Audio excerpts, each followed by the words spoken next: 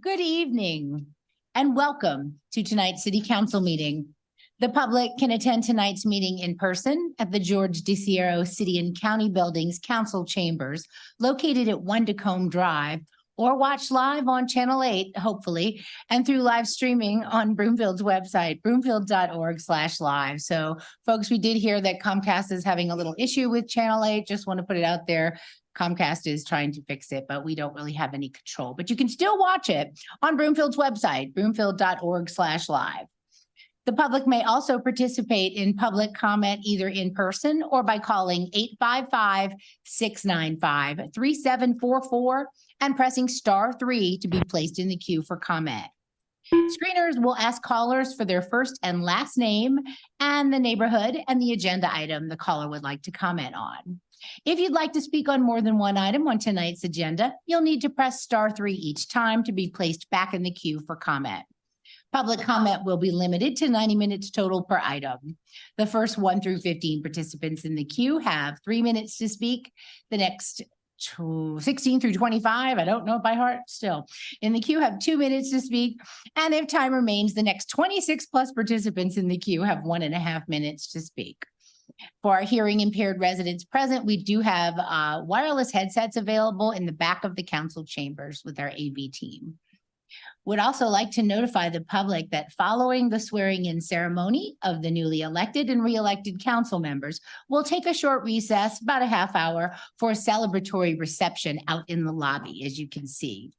And then we'll reconvene the meeting. So the city council meeting is called to order. Will the clerk please call the roll? Anderson. Here. Cohen. Here. Delgadillo. Here. Hinkle. Here. Jezierski.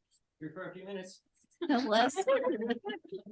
Leslie. Here. Lamb. Here. Marshallson. Here. Schaff. Here. Ward. Here. Thank you. A quorum is present. Will everyone please rise and join me for the Pledge of Allegiance?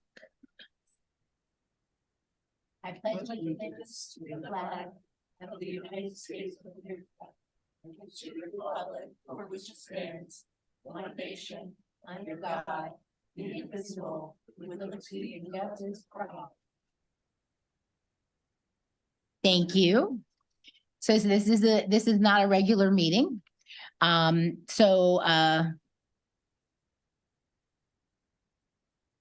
part of my script where it says I'm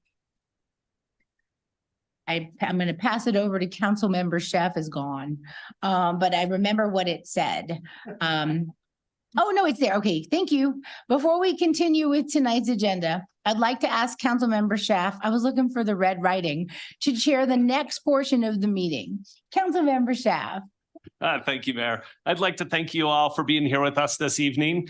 Before we begin with the swearing-in ceremony of our newly elected and re-elected officials, it is important that we take a moment to acknowledge and honor the contributions and dedication of Mayor Pro Tem Jezierski, an active, committed public servant who has served Broomfield for many years. Mayor Pro Tem Jezierski, will you go to the podium, please?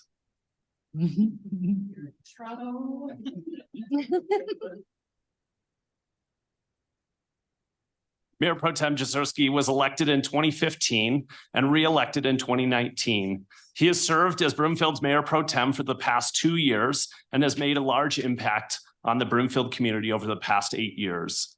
Mayor Pro Tem, would you like to make any comments or remarks tonight? Oh, why not? Yes.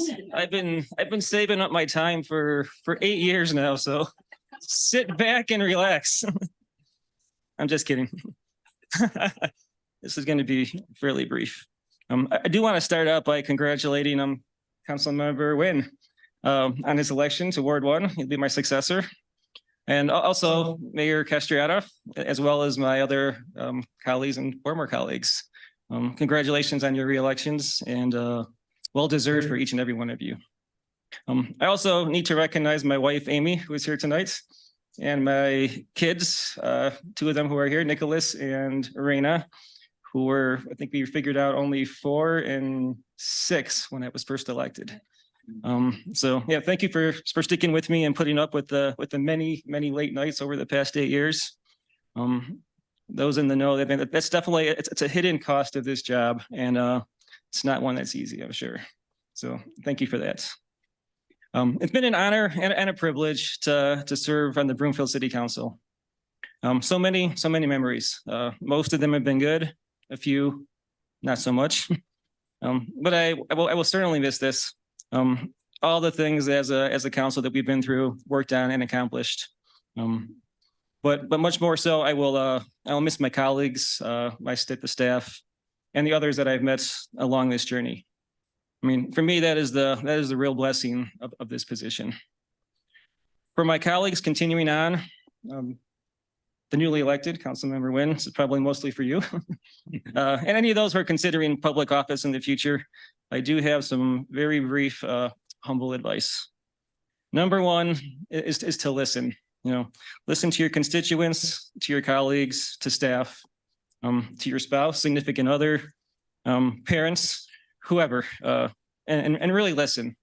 Not just the I hear you talking, but you're not changing my mind. Listen, but critically and analytically. I understand you, and you could change my mind. Listen. Number two, remember to laugh. Don't take yourself or this position too seriously. I don't think you will. Although it may feel like it's, most of what you are dealing with is not life and death. At the end of the day, what's most important is, your health, your family, and your friends. And don't get me wrong, this is a serious job, and the issues that you are dealing with and will be dealing with, are very important to your constituents, but try to keep things in perspective. And this one may be the hardest, and this is let it go. At the end of the night, things may not go your way. That's the reality, and it's not personal. There are 10 other strong personalities who have different perspectives and ideas on what's best for this city.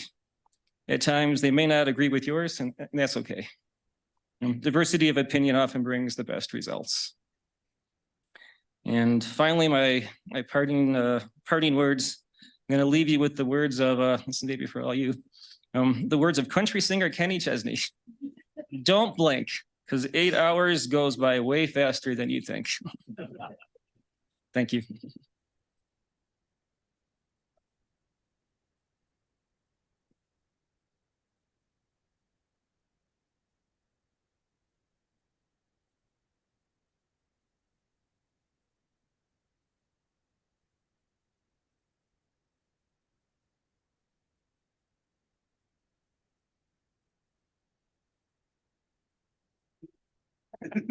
Well, thank you, Mayor Pro Tem. You can stay right there because I think that we have some council members that would like to toss some words your way as well. So does any member of council have any comments for Mayor Pro Tem Jezierski? This is not a roast, right? We'll see. Councilmember Cohen. I get to go first. Well, I just want to say real briefly, Stan was one of the most welcoming and helpful council members when I was appointed to council, and I appreciate your outreach. And I think something's true what you said in your remarks, that you are open to changing your mind and sometimes did. And I think you were should be acknowledged that you were very open to diverse of opinions and you weighed them carefully. I just want to say in closing that he and I discovered when I was on council a mutual love for a group called the Interrupters, which is a very good ska group. And if you have the chance to see them, please go. And you introduced them to me.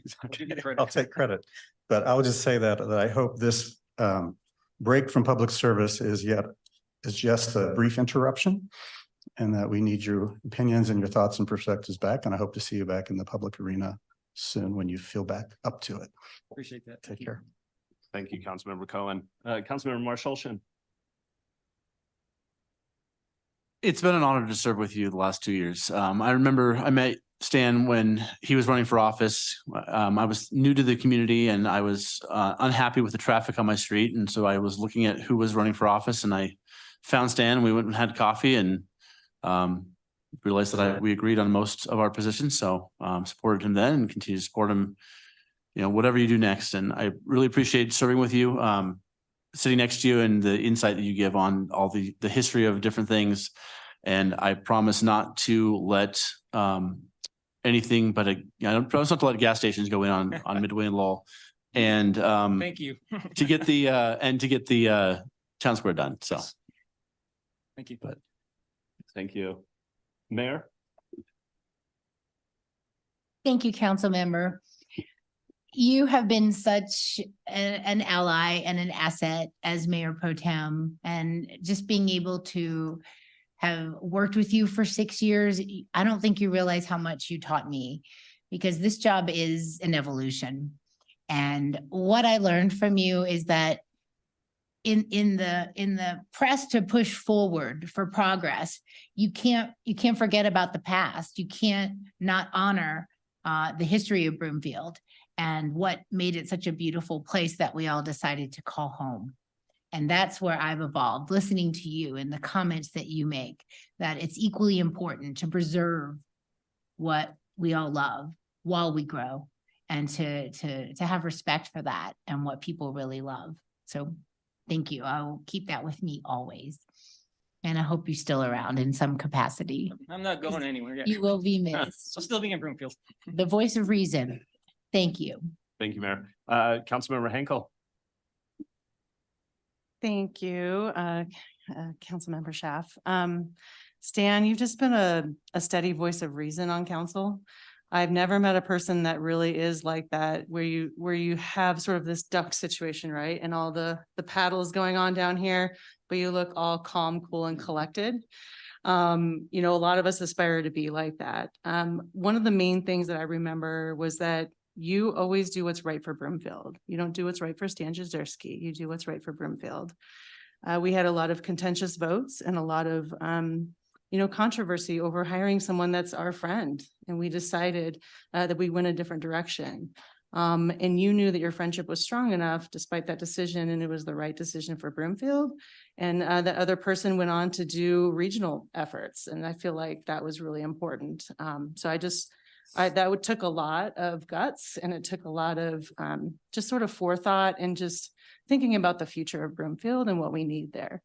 And then one of the funniest things, and I don't know, we were going through all the oil and gas issues before I was on council, and I'll never forget, there was hard decisions made about oil and gas, and you always made really good decisions in that manner. But towards the end of the night, I saw Councilmember Jezierski eating ice cream. Yes. And I thought, how can he make all these hard decisions? And he's just, calm. I think that was at like 1 o'clock in the morning. And it was. And I remember being late at night. And then I also remember being jealous of it too. I was like, oh, it's ice cream. But that's just sort of like your way of just, bringing in the real human nature of who we are and what we do here on council. And the last thing too is that you do have a can-do spirit. Once I heard that you had a tree in your yard. Yes. And, most of us hire people to remove trees in our yard. Stan looked on YouTube. Yes. And so we're going to add that to your resume. You might want to up your But he has a insurance. tree that Now you're that he taking has, down. now that he has more time, he got his own chainsaw and a friend, and they removed the tree out of their own yard. Again, you might have to up your insurance now, but anyway, that just reminds me of who you are. You have this can-do spirit and just this always selfless acts for the city and county of Broomfield. And we hope you stick around and still give us some of your input too. Thank you. Thank you. Thank you, Councilmember Henkel. Councilmember Leslie. Thank you. See, we're still council members, such and such, and you're Stan now. Yeah, I'm so. just there. I just want to kind of reflect on what was just said by my colleagues here. When I was first elected, you took me to sushi in Broomfield, and we learned that we both had history in Buffalo. And so throughout our tenure together here these last couple of years, from time to time, we've shared candy from some of the stores in Buffalo as you've gone home. Yep. And as relatives of mine have brought certain treats that are unique to Buffalo back. And so it's been nice, although there's been kind of a struggle around whether it's Denver or the Bills that are gonna. And I have the same problem in my family because my daughter's husband is a strong Bills fan. In fact, he was at the Buffalo game a couple of weeks ago. But I've really appreciated your integrity, your honesty, and your directness. You've reflected from your seat what you feel about each of the issues that you've been called upon to vote on, and you've not held back and you've not expressed any anger. In fact, you live by the instruction that you just shared with us. And I appreciate that maturity, that integrity and that honesty about who you are as a person representing, because you were always representing your ward. There was never any question or any doubt about that. And yet you were able to listen and to reflect. And sometimes you'd say, I think this is the position I'm going to stay with, or I think I might change my position tonight after listening to your colleagues here. And I've always appreciated that. So best wishes, congratulations. And thanks for being not just my friend, but all of our friend here. Thank you, Councilmember Leslie. Councilmember Lim? I just wanted to add my thanks for your 8 years of service to the community. I've always appreciated your brevity and your straightforward comments, along with your wit. I've always appreciated having a little levity in the important subjects that we deal with. So thank you very much for serving with us, and good luck with your future service. I'm sure that will come with the city. Thank you. Thank you, Councilmember Lim. Councilmember Anderson? Thank you. And I'll keep this super short because you've heard enough already, but I'll tell you the Oh, one thing, keep it going. oh, you want to keep, okay. So the one thing I will never forget, and this is not just Stan, but others on council, that those that come before us, the knowledge and wisdom that they provided to us on some of the issues we were facing, where you would bring up important things that we really needed to consider that predated us. And so I will never forget what you offered there, and also just always doing the right thing. So thank you. Wish you luck. Thank you, Councilmember Anderson. So, 2 weeks ago, Stan said to me, do you know what you're going to say about me when I leave on my last council meeting? And I said, I've actually been working on it for a couple of weeks now, and I do have something ready. But truth be told, I thought, well, I think I'm going to write him a poem. And I thought, what's more personable than a poem? So Stan introduced me to Chat GPT years ago. And so I asked Chat GPT, I said, could you write Stan Jezierski a poem? So I want to present the poem that Chat GPT wrote. Oh, Stan Jezierski, a Binkett and Broomfield's embrace, a council member of grace. In his leadership we trace. Through corridors of civic duty, he strides in Broomfield's heart where commitment abides. With words that resonate like mountain streams, he champions dreams, turning them into gleams. In the council's chambers, a steadfast guide, Stan's wisdom flows like the Platte's endless tide. Oh, Stan Jezierski, in Broomfield's embrace, your legacy blooms a perennial grace. In the tapestry of service, your threads intertwine, a council member's spirit forever to shine. So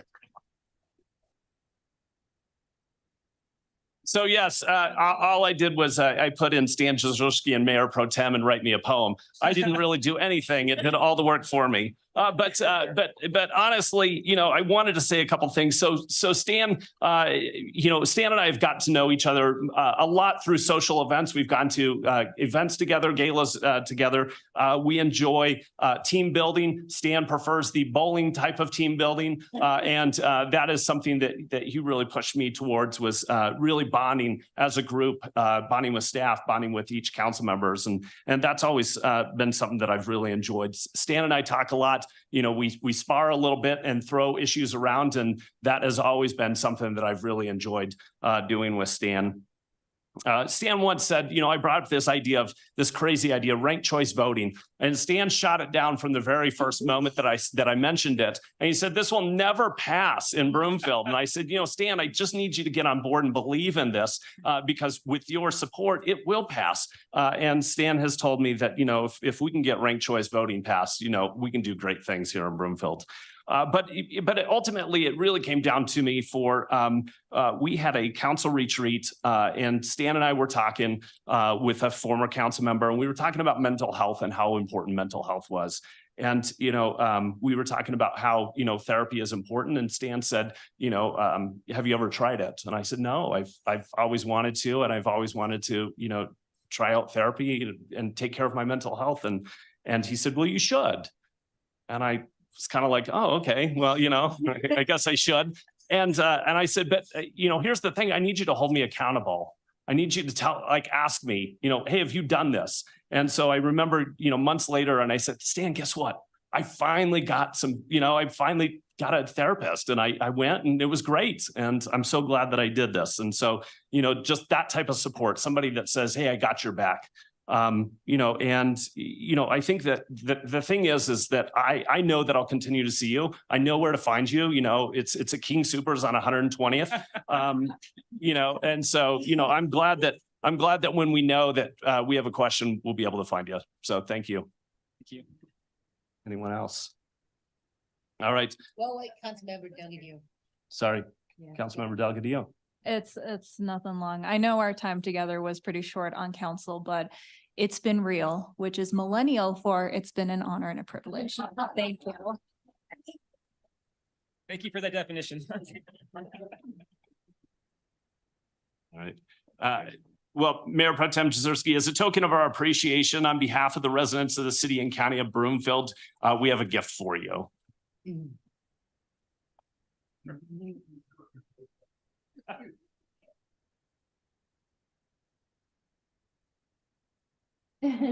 Oh.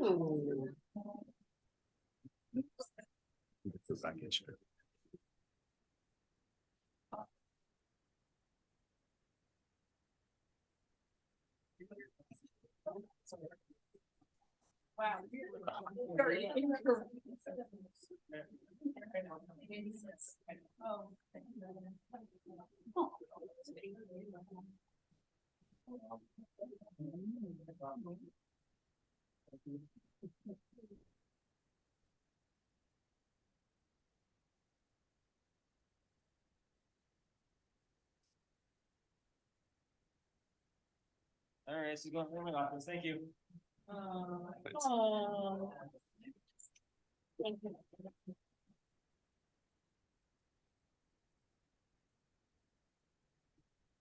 Well, Sam, thank you for your service to Broomfield. You will definitely be missed up here. I hope that you'll continue to join us for the rest of the swearing in ceremony. Thank you. Thank you.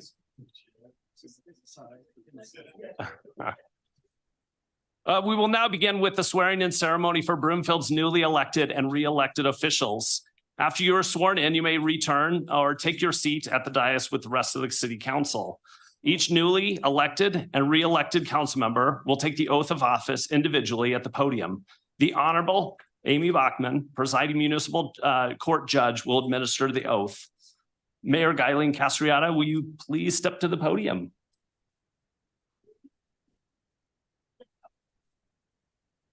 Bring your own chair. A regular thing. All right, exactly. All right. Yes, I am. Please raise your right hand and repeat after me. I, Guyleen Castriata, I, Guyleen Castriata, do solemnly affirm that I am a qualified elector of the city and county of Broomfield. I know that's a lot. You may have your right here. do solemnly affirm that I'm a qualified elector of the city and county of Broomfield, That I will support the Constitution, that I will support the Constitution, the laws of the United States and the state of Colorado, the laws of the United States and the state of Colorado, the charter and the ordinances of the city and county of Broomfield, the charter and the ordinances of the city and county of Broomfield, and that I will faithfully perform the duties that I will faithfully perform the duties of the office of mayor of the office of mayor to which I have been elected. to which I have been elected. Perfect. Congratulations. Thank you, Judge. Thank you. All right. Don't leave anywhere yet. You're gonna sign right here for me.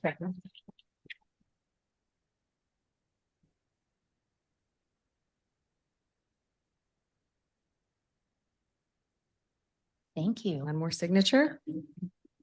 It's official. I'm gonna do a picture here.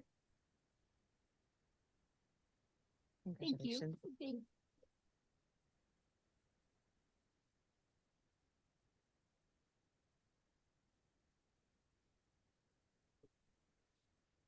I will now pass the chair back to you. Now mayor again. Thank you, Councilmember Schaaf, for covering. Councilmember Anderson, would you please step up to the podium?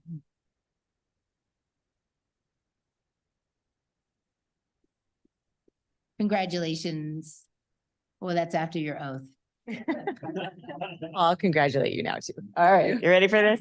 All right, please raise your right hand and I'm gonna give you an opportunity to take a look at this as well. All right. Please repeat after me.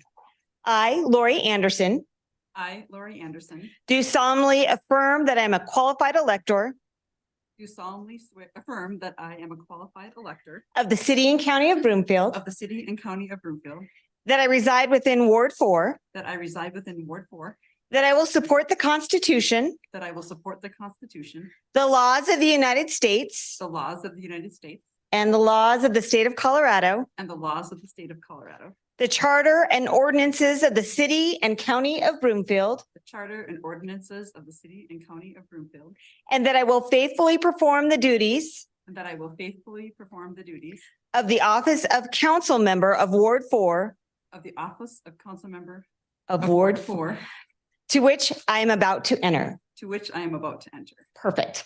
All right, thank you. And then I just need your signature right here.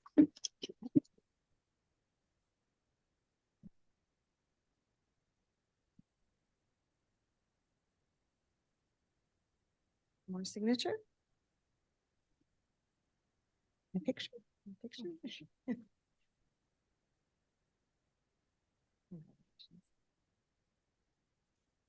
Congratulations, Councilmember Anderson. Please resume your seat at the dais. Next is Councilmember Delgadillo. Would you please step up to the podium?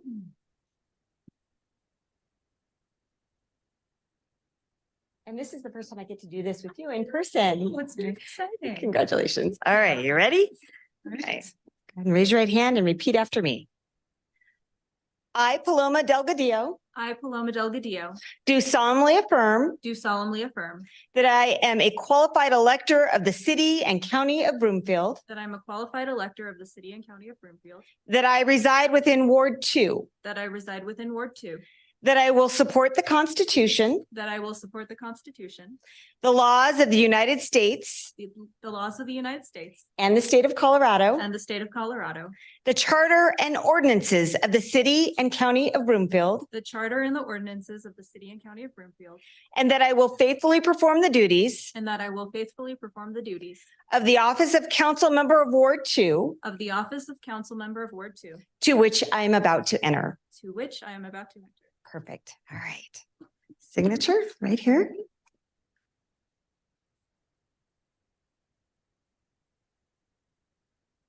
Great signature. All right. Take a picture. Once again, congratulations. Thank you. Congratulations, Councilmember Delgadillo. Please take your seat at the dais. Next is Councilmember Henkel. Would you please step to the podium? Oh, wow. That was, that's quick. All right. You ready? Yeah. Congratulate you first. All right. All right. Here we go. Repeat after me. Okay. I, Heidi Hinkle, I, Heidi Henkel, do solemnly affirm that I am a qualified elector of the city and county of Broomfield, do solemnly affirm I am an elected, sorry, That's- I I'm a went- qualified elector of the city and county of Broomfield, that I reside within Ward 5, and I reside in Ward 5, that I will support the Constitution, that I will support the Constitution, the laws of the United States the laws of the United States and the state of Colorado, and the state of Colorado, the charter and ordinances of the city and county of Broomfield, the charter and the ordinances of the city and county of Broomfield, and that I will faithfully perform the duties and that I will faithfully perform the duties of the office of council member for Ward 5, of the office of council member of Ward 5, to which I am about to enter. to which I'm about to enter again. Again, congratulations. All right. And a signature right here.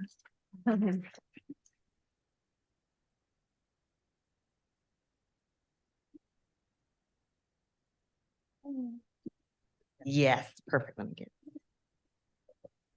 Signed and All right, sealed. There it is. Once again, congratulations. Councilmember Lim. And congratulations, Councilmember Henkel. Welcome back. Take your seat at the dais. Congratulations. Okay, ready? Okay. All right, go ahead and raise your right hand. Repeat after me. I, Jean Lim, I, Jean Lim, do solemnly affirm do solemnly affirm that I am a qualified elector of the city and county of Broomfield, that I am a qualified elector of the city and county of Broomfield, that I reside within Ward 3, that I reside within Ward 3, that I will support the Constitution, that I will support the Constitution, the laws of the United States the laws of the United States, and the state of Colorado, and the state of Colorado, the charter and ordinances of the city and county of Broomfield, the charter and ordinances of the city and county of Broomfield, and that I will faithfully perform the duties and that I will faithfully perform the duties of the office of council member, Ward 3, of the office of council member of Ward 3, to which I'm about to enter. to which I'm about to enter. Perfect. Okay. Signature right here.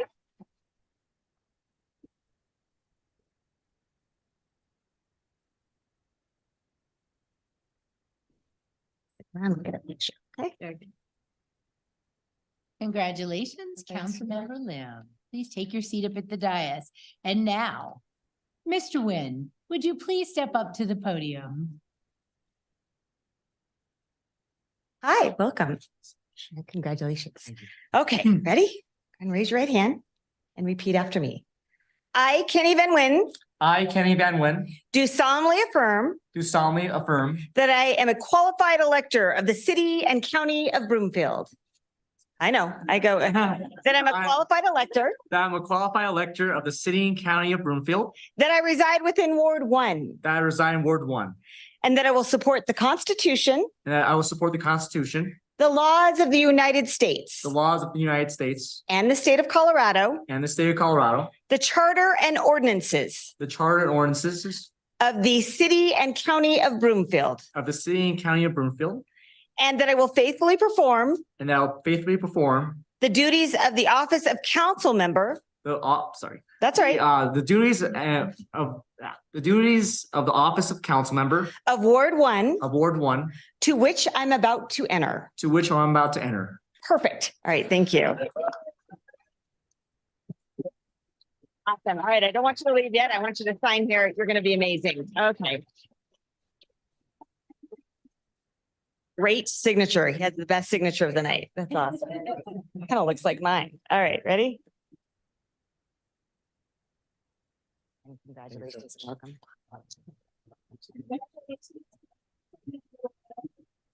Please take your seat up on the dais. We already have a nameplate because that's how we roll.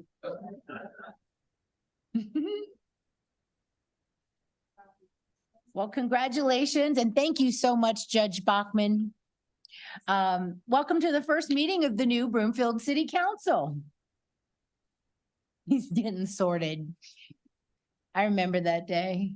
I could barely talk. My mouth was full of cotton. It gets easier.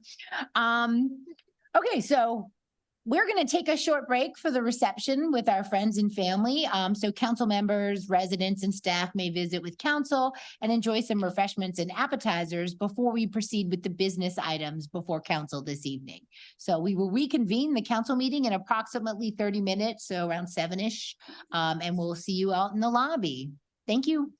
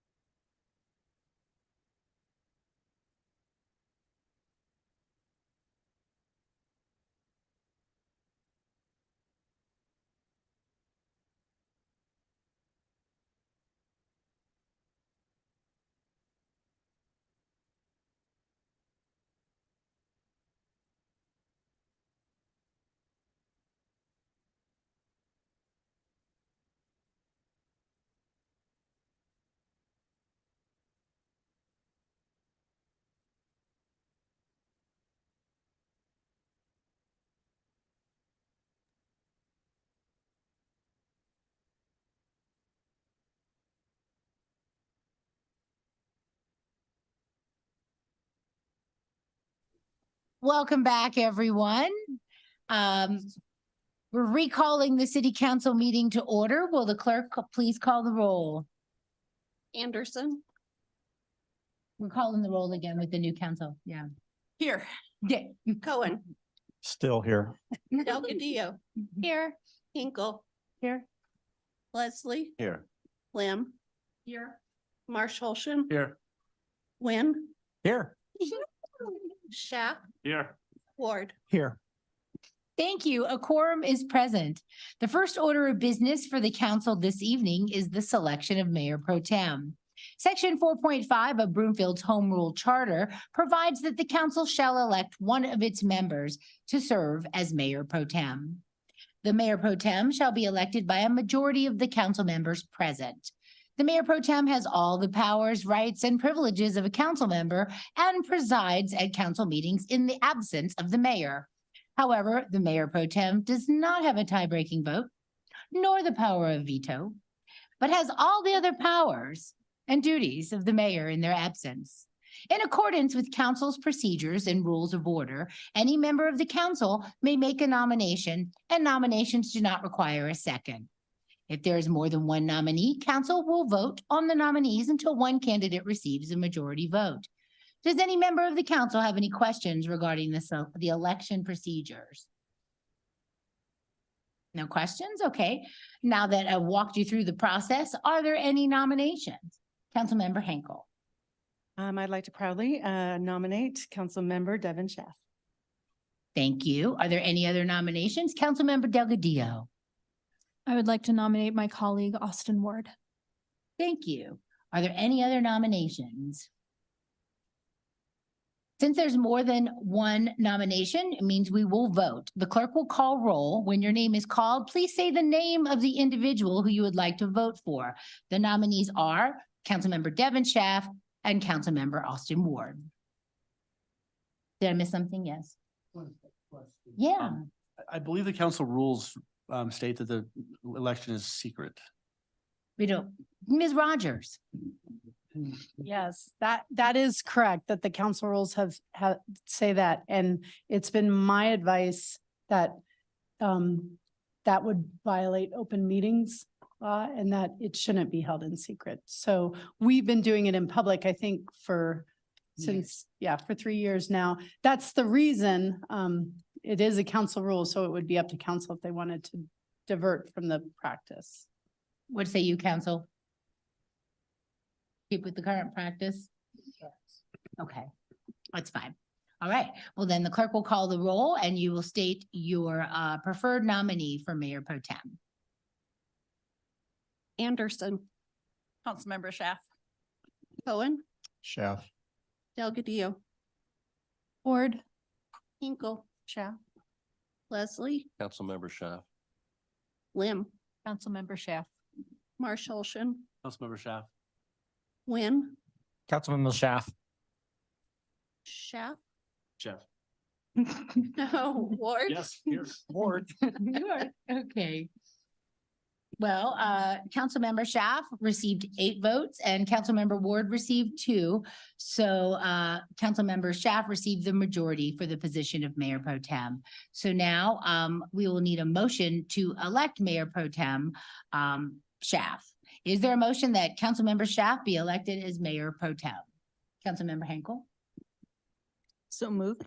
Is there a second? Councilmember Lim? Second. Thank you. Is there any discussion?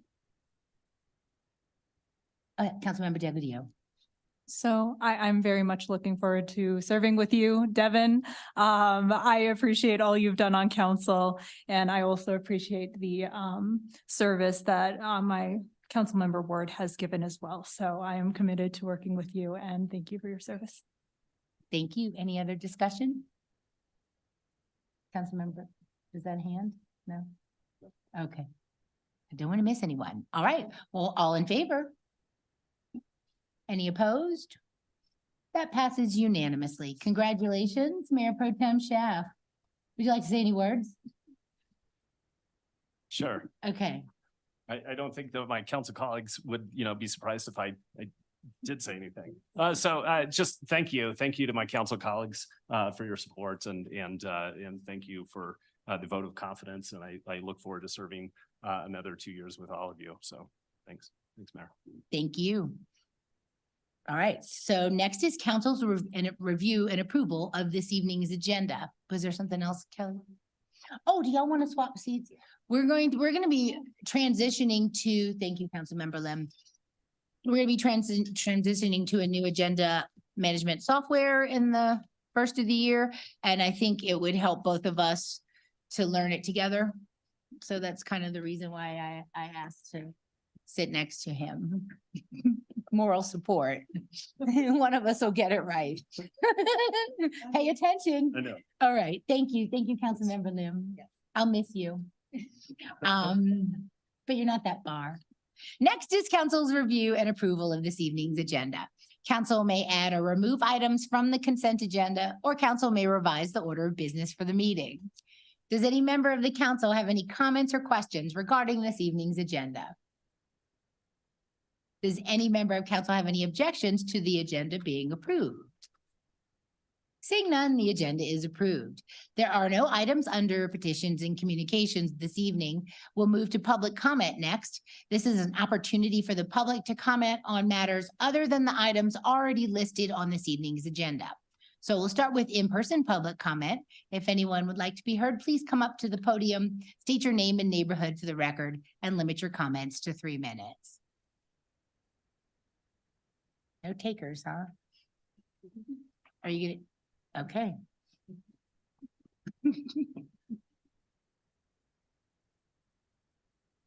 Can't let something go past. Sandy Anderson, Ward 4, and I just want to say you guys are the dream team, and I am so happy you're all up there. Thank you. Thank you. There's no one on the phone. Okay, thank you.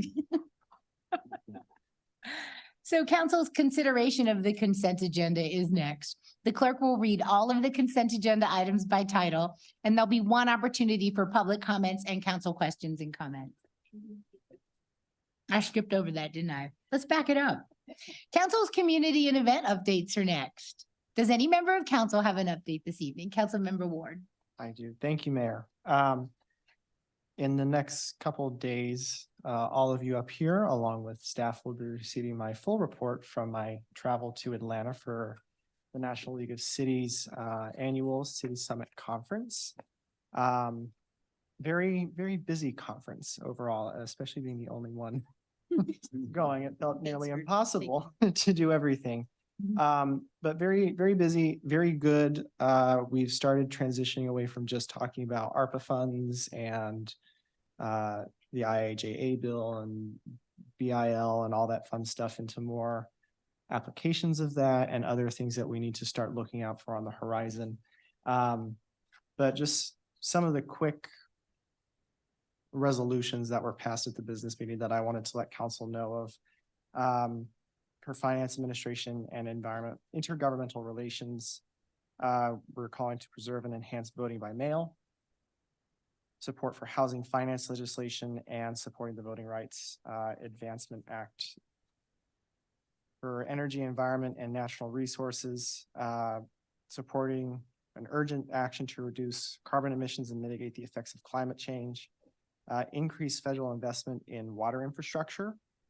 To go along with water infrastructure, support for integrated planning and new affordability consideration for water, along with calling on the federal government to take action to address PFAS contamination. For community and economic development, supporting a national agenda for U.S. housing investment and opportunity. Under human development, support of the reauthorization of the Workforce Innovation and Opportunity Act and increasing the investment in workforce development programs. Support for the Equality Act and support for equal pay for women.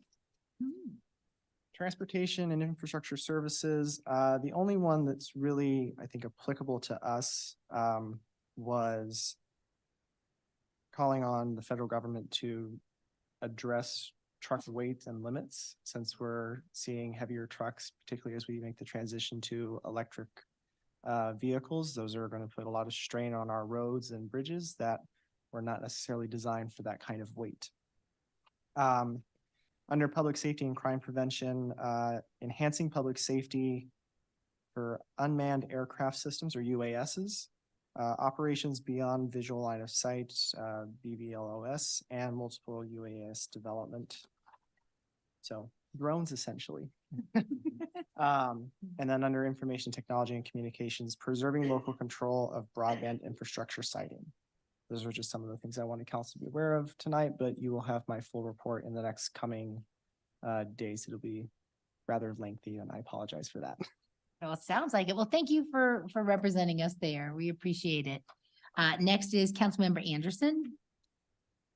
Thank you. I just want to briefly share that I had a last minute opportunity to travel to Washington, DC to provide comments before the Gas Pipeline Advisory Committee who advises PHMSA. And we've done a lot of work in the state. I just want to call out and specifically thank our attorney, Pat Gilbert, who on very short notice, just before the Thanksgiving holiday, provided guidance so that we could really weigh in on the need for the strong federal rule to also, so we have consistency across our state as they're following PHMSA. So I just want to share my appreciation for our staff, and it was a great opportunity. So thank you. Thank you. Councilmember Lim. Thank you. There are a few of us currently attending the Colorado Counties Conference. We'll probably give a report on that next week.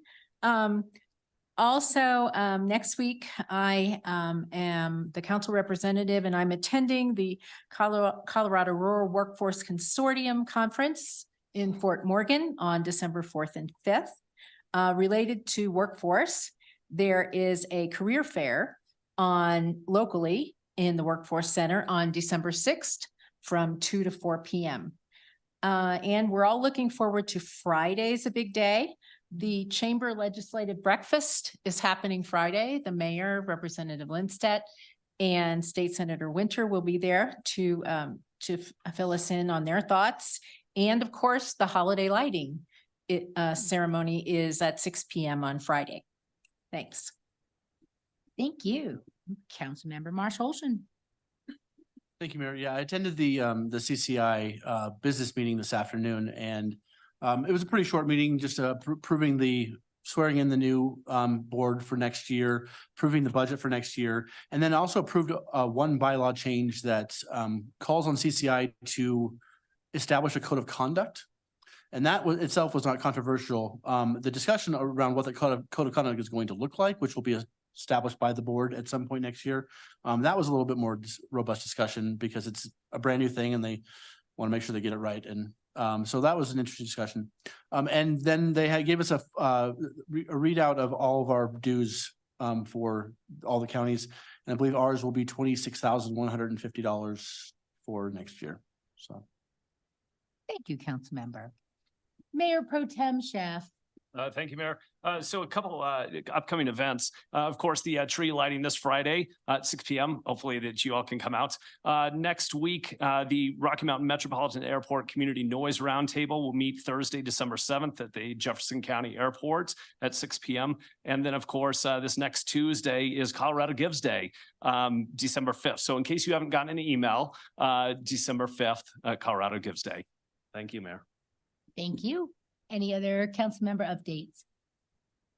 Oh, yes, I'm also attending CCI part-time, the Colorado counties, and then I'll be attending the Mayor Summit with the Colorado Municipal League on Thursday and Friday after the legislative breakfast Friday morning. So it never stops, but I wouldn't trade us being a city and a county for anything in the world because we are that beautiful unicorn that everybody's pretty jealous of.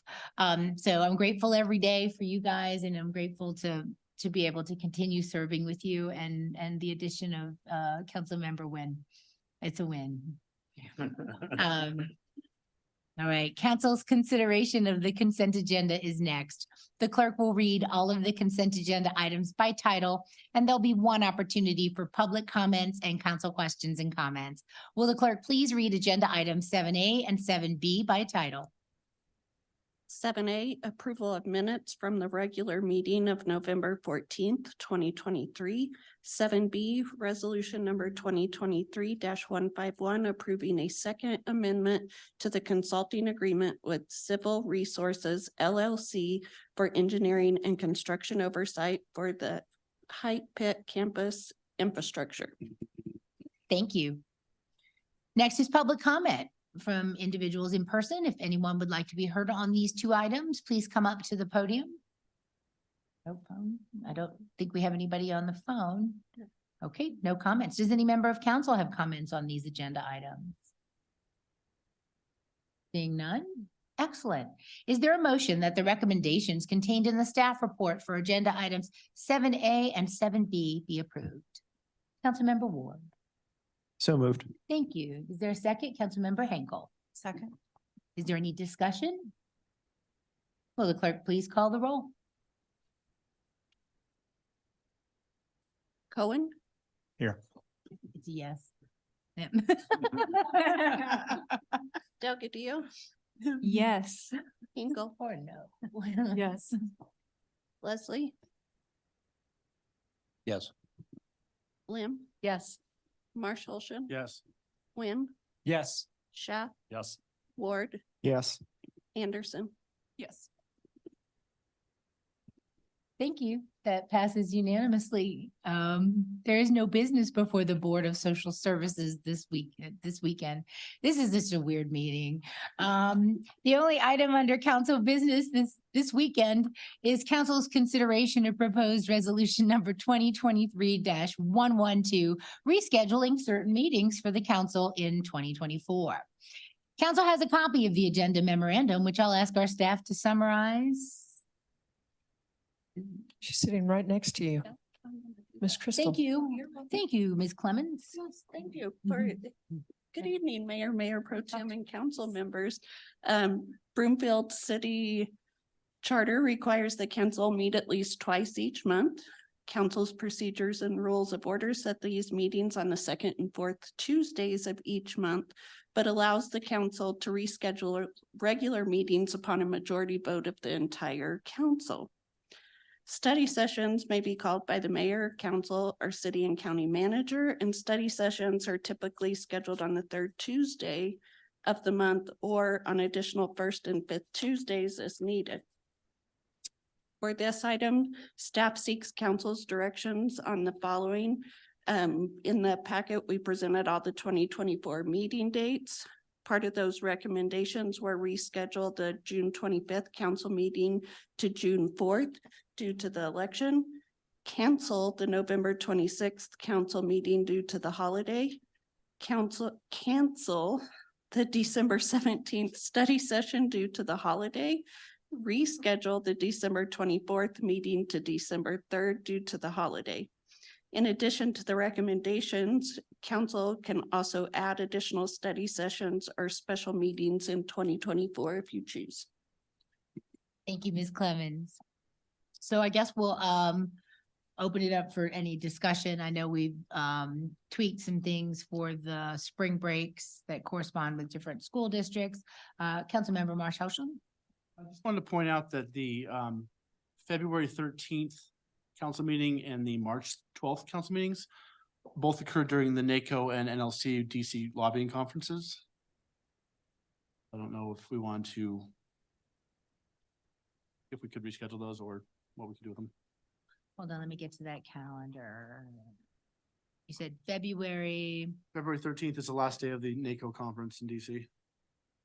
Okay. And well, the other one was NLC. March 12th, yeah, it's NLC. So Mayor, if I may, part of the conversation that we've had in the past is depending upon how many council members attend those.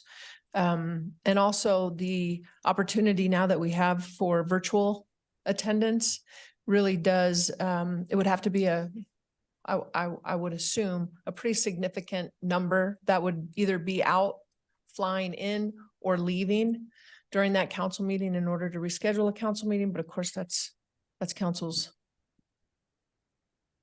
discretion. Well, yeah, we usually don't have like more than a quorum going, right? Correct. We haven't in the past. Councilmember Henkel. Just weighing in a little bit, as long as, you know, we tell people where we're gonna be, at least I think 4 weeks ahead of time, most of us know if we're going or not. We can make that happen.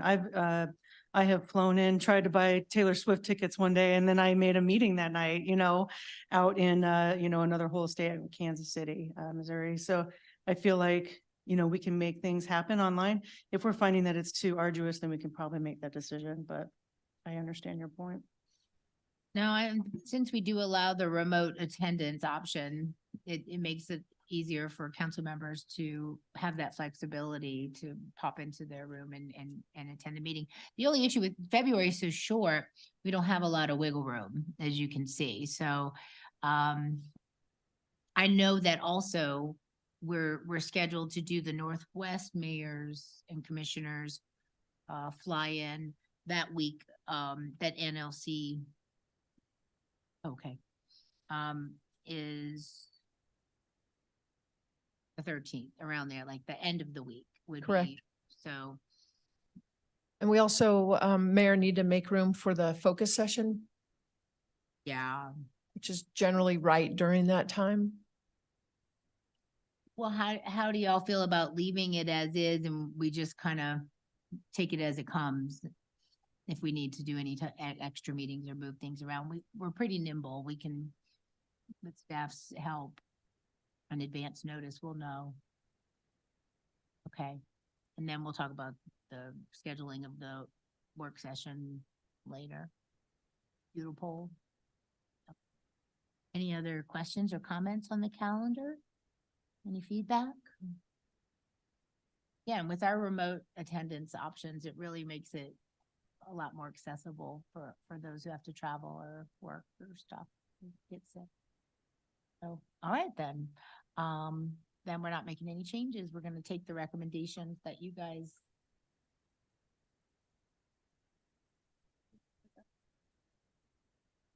Yeah, let's go to the public comment. Are they there? Is there anybody who would like to speak on this item? Please come up to the podium and state your name and neighborhood for the record and limit your comments to 3 minutes.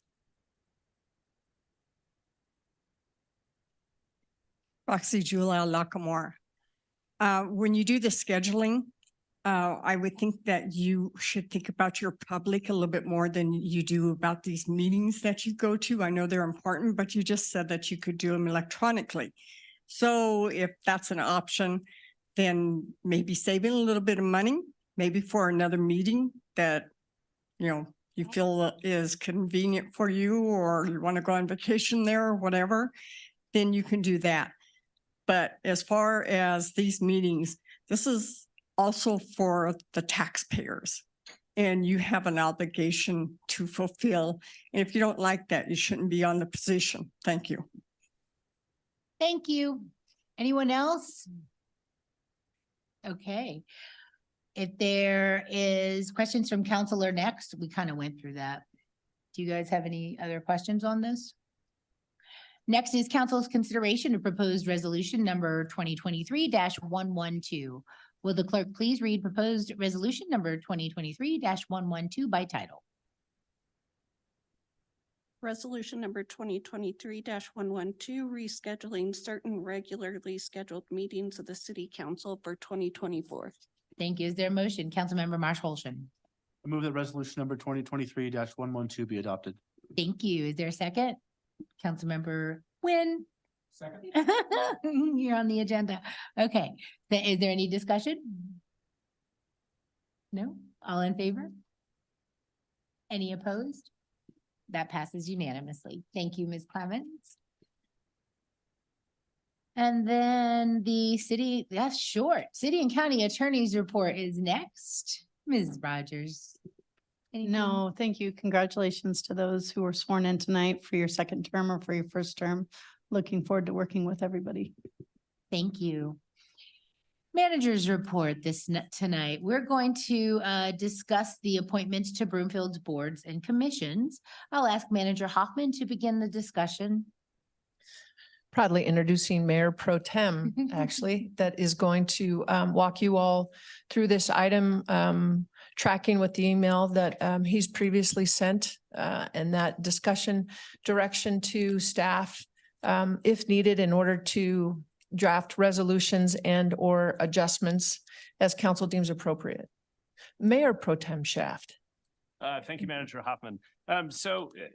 Council, I've talked to some of you individually and about this, as well as sharing an email. And then we also received some input from our staff as well. But the idea of looking through our boards and commissions, we have those boards and commissions that are self-appointed for council to be on.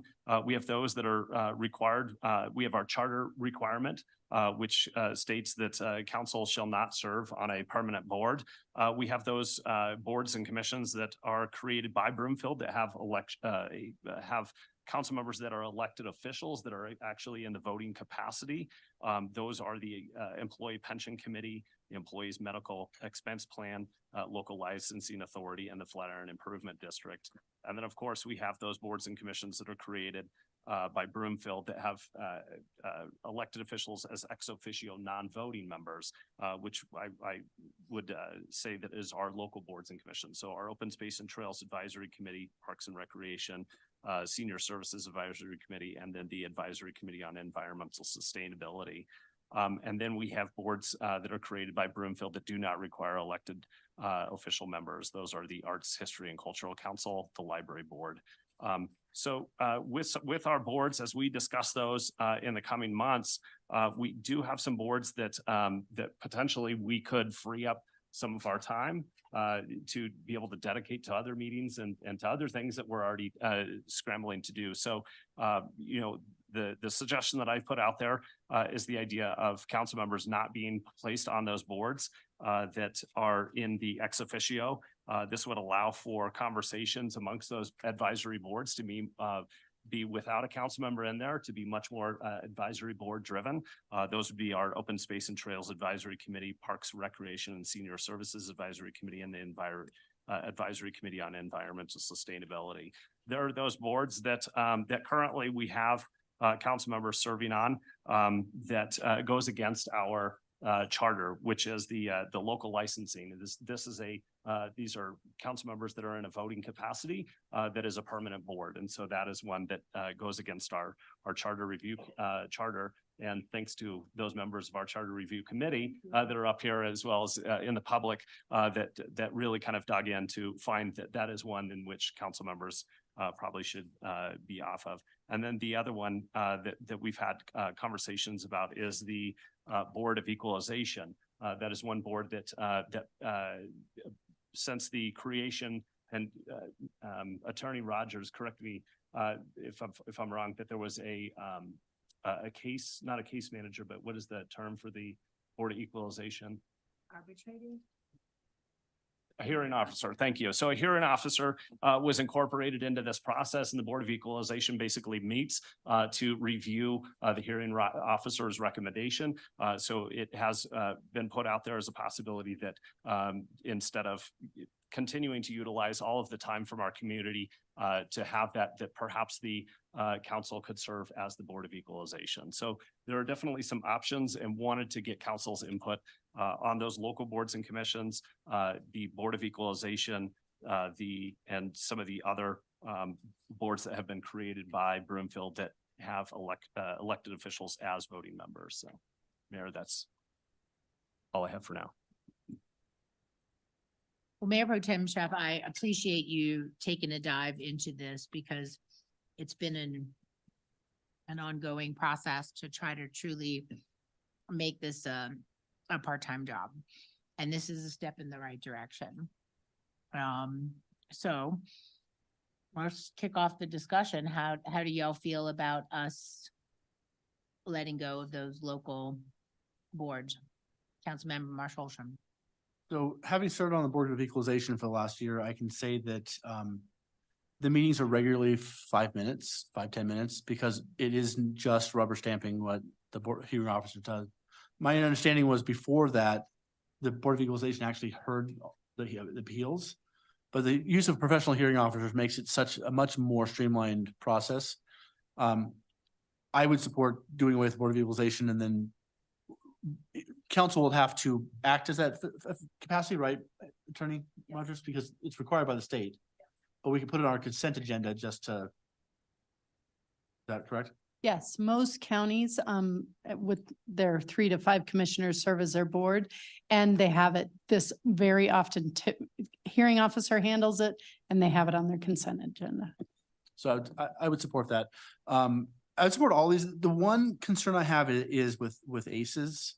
Because the sustainability is such a focus of this council, I have concerns about not having council guidance directly to ACEs. I'm not sure how to word that, but I'll be interested to hear what my other colleagues have to say on it.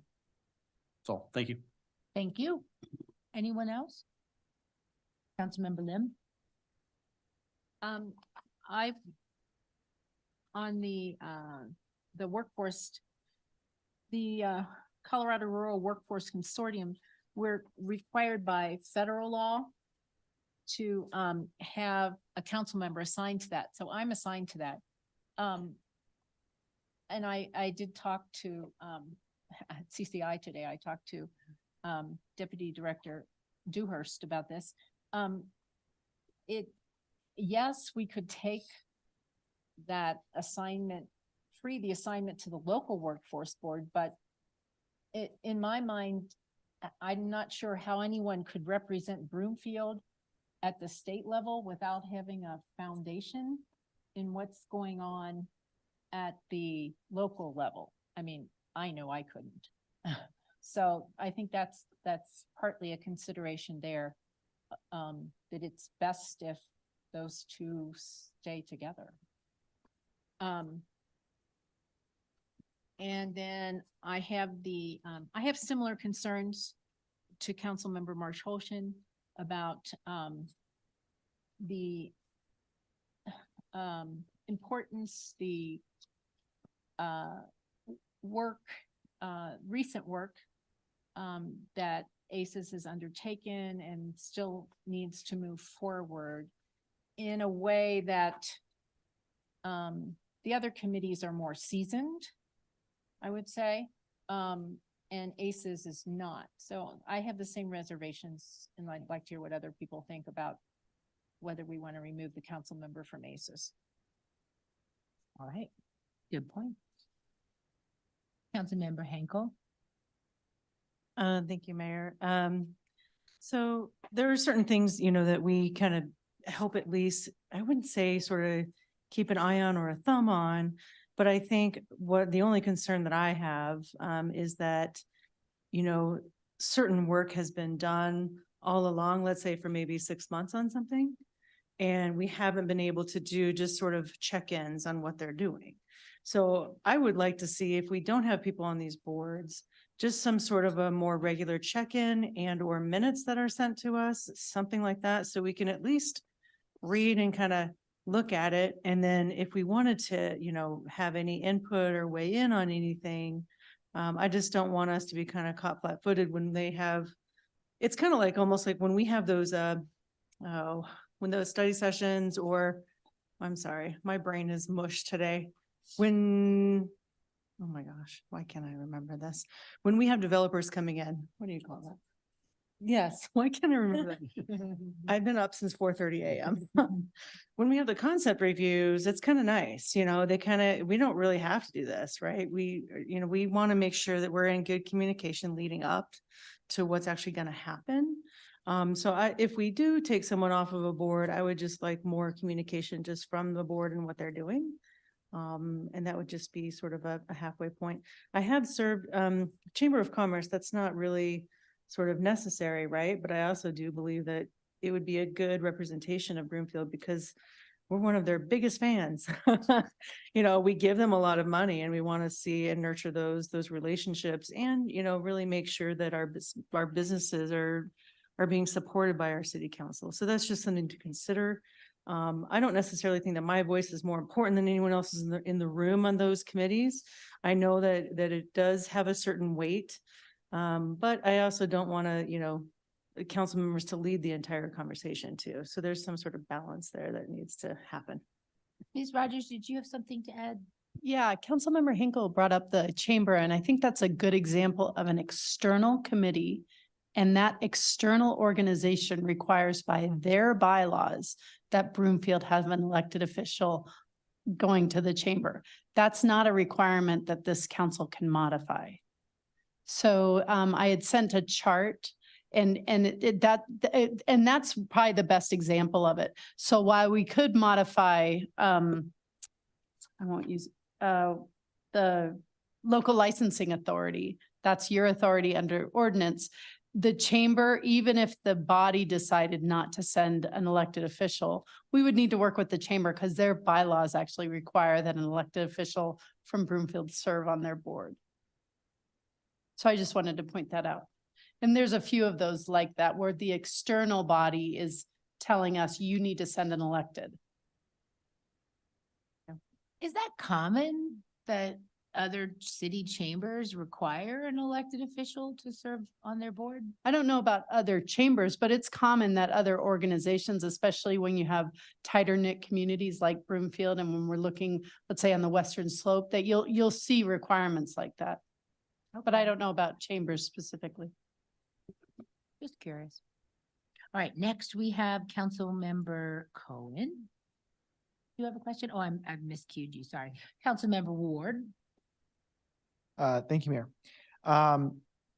I would be in favor of, for lack of a better term, converting the Board of Equalization from a citizen appointed group to just council, since they have such short hearings. It's not terribly difficult. It's not a burden on our agendas, I don't think. And considering other counties typically act as their boards of commissioners act as the authority, I think that would be perfectly fine for me.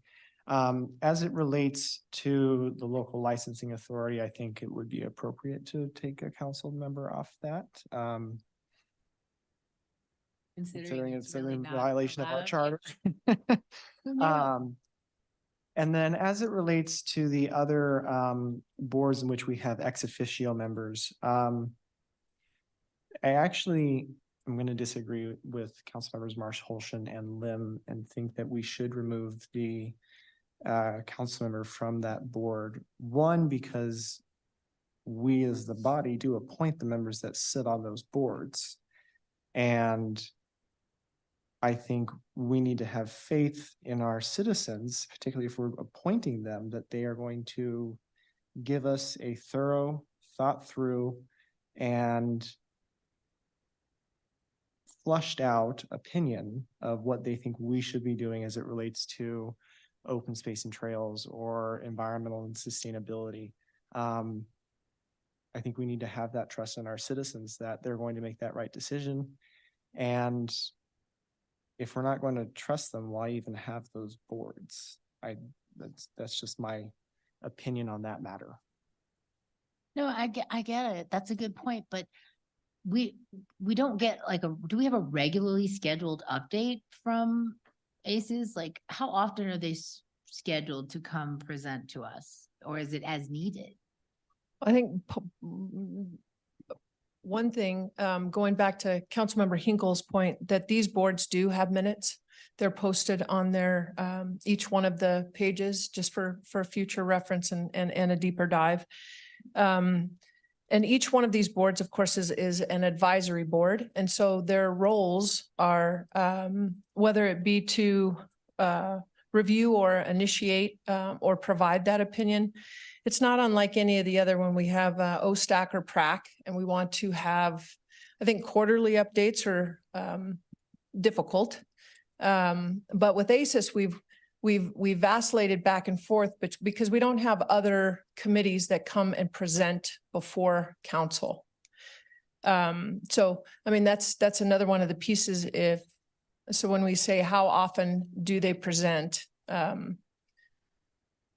going to present as often as council wants them to present. But again, when you have staff members that are staffing these boards, really the outcome of what happens in those, council sees that anyway, right? So the decision-making body after the advisory body makes those recommendations, then staff brings it back because then it translates into some type of policy that then council makes the decision on. Manager Hoffman, would it Yes. be fair to liken ACEs to some degree to what the planning commission is like? Every time, we have a development that comes through, we get this is what planning commission voted, here are their reservations or not reservations. And I know in the past, we've had some topics come forward before council that relate to environmental sustainability, and we do at least get some kind of blurb in there about what ACES has discussed and where they stand on that. Would that be somewhat of a Sure. comparison? Thanks for the opportunity to distinguish. So boards, the planning commission is quasi judicial. So it has a different level of oversight, impact, and recommendations. ACES is by council design strictly advisory, right? And so again, ACES isn't initiating or driving policy. They are actively engaged. I don't want to say one of the most actively engaged because PrAC and OSTAC are and library, heck, all of our boards and commissions, right? So I'm not even going to go down the litany of them. But again, it's really the policy direction of council and then those action items, universal trash hauling is a great, right? So they didn't initiate universal trash hauling, but they review and look at the direction, the impact, the, again, from the prioritization perspective. So I don't think it's necessarily a likened comparison, more OSTAC, where we say council wants to continue to pursue the 40% open space goal, right? And Kristen and Clay work with that advisory board to be able to say, here's the parcels that may fit. Here's the reach. Here's the funds that we have. What do you think about our prioritization list? So again, it's more of a thought partner than it is a director.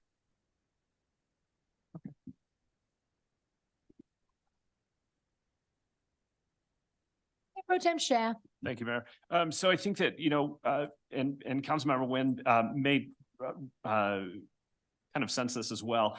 When I was the chair of the Cultural Council and participated in the Public Art Committee, those are two committees that regularly present in front of council, maybe twice a year or so. And I think that regular presence and kind of those regular updates that those boards provide council gives an understanding of what the conversation is happening amongst those boards, but also kind of setting out what their intentions are for their future. And so I think that by kind of replicating that type of report and engagement with some of these other boards, maybe twice a year or so, it allows those boards to be in front of council, but it also allows for the council to do a better job of directing as a body, as opposed to just individual council members to that advisory board. And so, hopefully, if we were to go that process, we could then have those advisory boards in front of council, providing that kind of report, what they're planning on continuing to do, but also be able to, as a body, direct those boards. So I think that kind of getting down to what we're the boards that we're looking at this point. So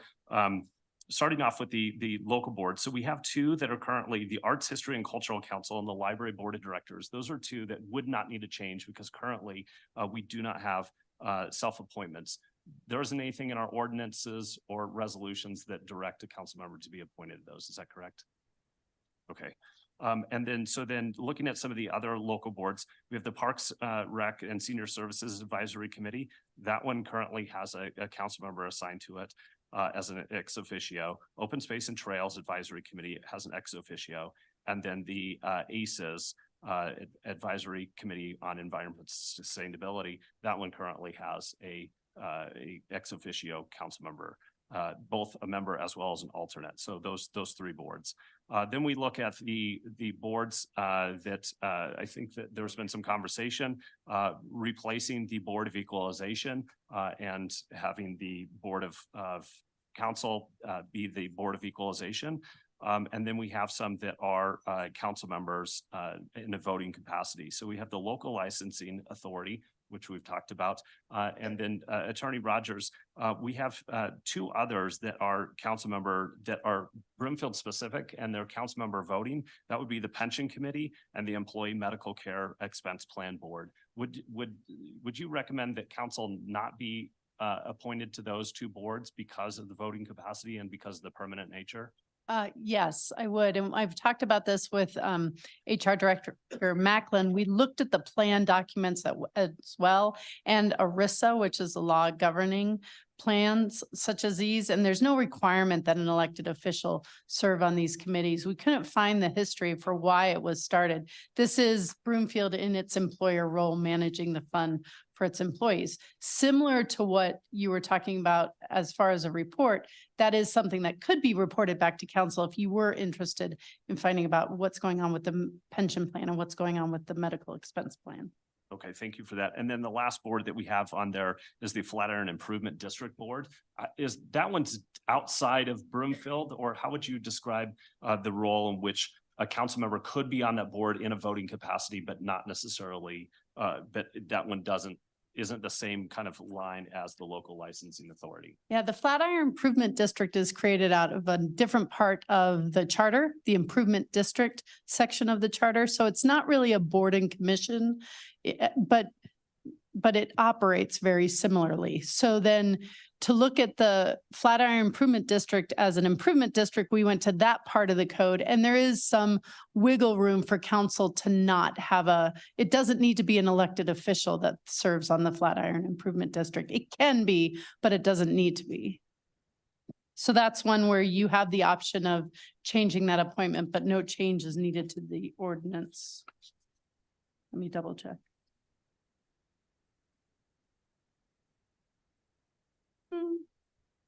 Sorry, yes, no change would be needed. No formal change. You could just make that decision. All right, well, let's hear from Councilmember Cohen. Thank you, Mayor. First, just give thanks to Mayor Pro Tem Schaaf for bringing the issue forward, and I agree with the intent since I serve on, I think, 3 of the 4 committees. I don't feel like it's personal, but it's okay. I wanted to say I also agree with Councilmember Ward's assessment. I'm not exactly persuaded that one committee is the first among equals and should have council representation while the others do not. I think we should treat them all as advisory, and as Mayor Pro Tem said, this to give us more time to provide direction, I think would be more useful. Because I go to the meetings and I can hear the interesting information, but I don't feel empowered to direct and would need the council to do that. So I think that some of the committees would benefit from some of more direction from council. I will say open space has some really fabulous tours and some interesting meetings. This council meetings do not come anywhere close to the tension and excitement of open space when we're just talking about prairie dogs. Be thankful you're on council and not an open space when that comes up. So I just wanted to lend support to that. I think that I would agree to the sense that they should treat it as citizen advisory boards and create a mechanism where they report to us or we give more direction to them. I think that's true for all the committees. I also serve on LLA, and I think Councilmember Marsh Holston and Delgadillo, who are most recently served on that, would agree there's really no need for us to be there as it's very administrative. That's all. Wonderful. Councilmember Leslie. Thank you, Mayor. I'm just going to reinforce what our colleagues are saying. I think Councilmember Ward hit it right on the head. We need to trust our appointees to these committees. And frankly, we don't give reports regularly. I think we'll get more information as a council from these different committees by having them come to us in some sequence when it's appropriate. And I wouldn't require them to do that because I may not have much to say and would take an hour to say nothing. So I'd rather us do it when we need to. But I really agree with this concept that we need to delegate to our colleague citizens, let them give us their recommendations, and then we have the opportunity to send them back to accept or to reject their recommendations. I think that's more wholesome. On the terms of the Chamber of Commerce, I'm the alternate on that. And I think that makes sense. And I think that their quote requirement that a member of council serve on the chamber was probably done as a mutual benefit to the council some time ago, whenever that was established, that they were glad to have our support, glad to have a representative on the council. So it's not like they're demanding that we have somebody. I think it's just mutual beneficially done that way. And there are probably other examples of that. So I would fully support this initiative. And I want to thank Mayor Pro Tem Schaaf for bringing it forward. Thank you. Councilmember Anderson? Thank you. I will just add, and this is, coming from an alternate on ACES and having with Councilmember Lim on ACES for quite some time, that I fully agree with her on this particular board, and not that it's somehow special than other boards, but it's a much newer board. It is very, very active along with our, with dealing with some of our council priorities. And I think that that opportunity has a lot of good discussions have come out of there. This is also a very, very engaged group. So I am not, and I don't feel comfortable just us leaving that space, like some of the other boards I fully agree with. But I do want to, as we're moving forward, I think this opportunity for some of these boards to come in, I want to look at what presenting means, because we don't want to make this a huge burden on these groups as they're presenting, because they're also coming to engage with us and hear from us, just to interact. So I want to make sure that I would love to see the boards more often, but not put a heavy burden on them, because it's really an opportunity for us to have a discussion, maybe more than them presenting so much to us. So just to keep that not too heavy of a burden. And I'll take staff's recommendation on a lot of these where we can remove some of these requirements. And thank you. Thank you. Any other feedback from you guys? Or we need to kind of give direction. Yeah. Sorry, my bad. Yes, second Austin, second Devin. We're good. That was easy. What about you, Councilmember Nguyen? How do you feel about it? You serve on one, not anymore. Yeah, I had to resign to be on council. So I think, whenever as a member of Culture Council / the Arts and History Council, we had city council with us, it felt like that we could look to council and see what they want. And I know that's not like, that is a different tradition of advisory, but I mean, we still manage pretty fine without having advisors within the cultural council. And, most of the community members, the volunteers who gave up, their weekends, months, whatever, they're passionate about the city, and whomever we appoint, myself included, we were really, really motivated to make sure that we brought the best interests of Broomfield. And, it is good to have their voices being heard as well. So that's it for me. All right. Well, thank you. Councilmember Marshall. Thank you, Mayor. I just had one follow-up question and one follow-up comment. I do support the idea of having a regular check-in from the advisory committees, maybe 6 months, twice a year type of thing. And I would like to meet, I do think that if they don't have something to report, they can tell us that, but I do think that having a regularly scheduled requirement would be good. One question that just came up, local licensing authority, is that something that we could do with a hearing officer instead of having a citizen board, or how does that work? Yes. And actually that's an idea that our office has been floating with the clerk's office, especially as we deal with the more complicated licensing situations with marijuana operations, which tend to require a certain level of expertise. If we're doing enforcement operations, that would go to the licensing board. So if I could maybe we could bring that back very easily to council as an ordinance change. And Ms. Clemens, not to put you on the spot, but our recruitment for LLA has been challenging. That is one of the tougher ones. Yes, I think at the last boards and commissions, we barely had enough applicants to fill the seats, and then one of our alternates has never showed up. And it is becoming more complex with the the marijuana portion. And then we've also got recommendations of possible hearing officers lined up if that's council's choice. Sounds like we could make some improvements there too. We could, if there's no objection, we can add that to the list. Anybody have any concerns with moving forward with that? No, looks like green light. You just made Mr. Heine very happy. He's been talking about this idea for a while, so I get to give a shout out to him. So really, it's the only one that's kind of in flux is ACES. And maybe we need to leave that off the table for now and talk to make sure everybody feels comfortable releasing that. But for the rest of them, it sounds like it's a no, no problem. But we're not voting on this right now. We're just kind of giving direction. So I did hear you concerns and I do understand where they're coming from. And I honestly haven't been paying attention to any of them because it's just been like the ones that the mayor has to go to, I'm all focused on the mayor stuff. So I haven't really participated in the other ones that I did before. So I do kind of feel like we don't know what's going on. And I know it's on us to, I guess, read the minutes, but I'm not going to do that. I'm telling you that right now. If someone sent me an email saying this is what happened, that might work a little better, but I'm not going to dig through the website to find minutes. I've struggled with that before. So maybe there's an easier way to forward those to council. Maybe in the CMO update so that we get not weekly, but when they're relevant, when there's new minutes, maybe we get a weekly update. I'm just floating ideas and spitballing. Councilmember Anderson.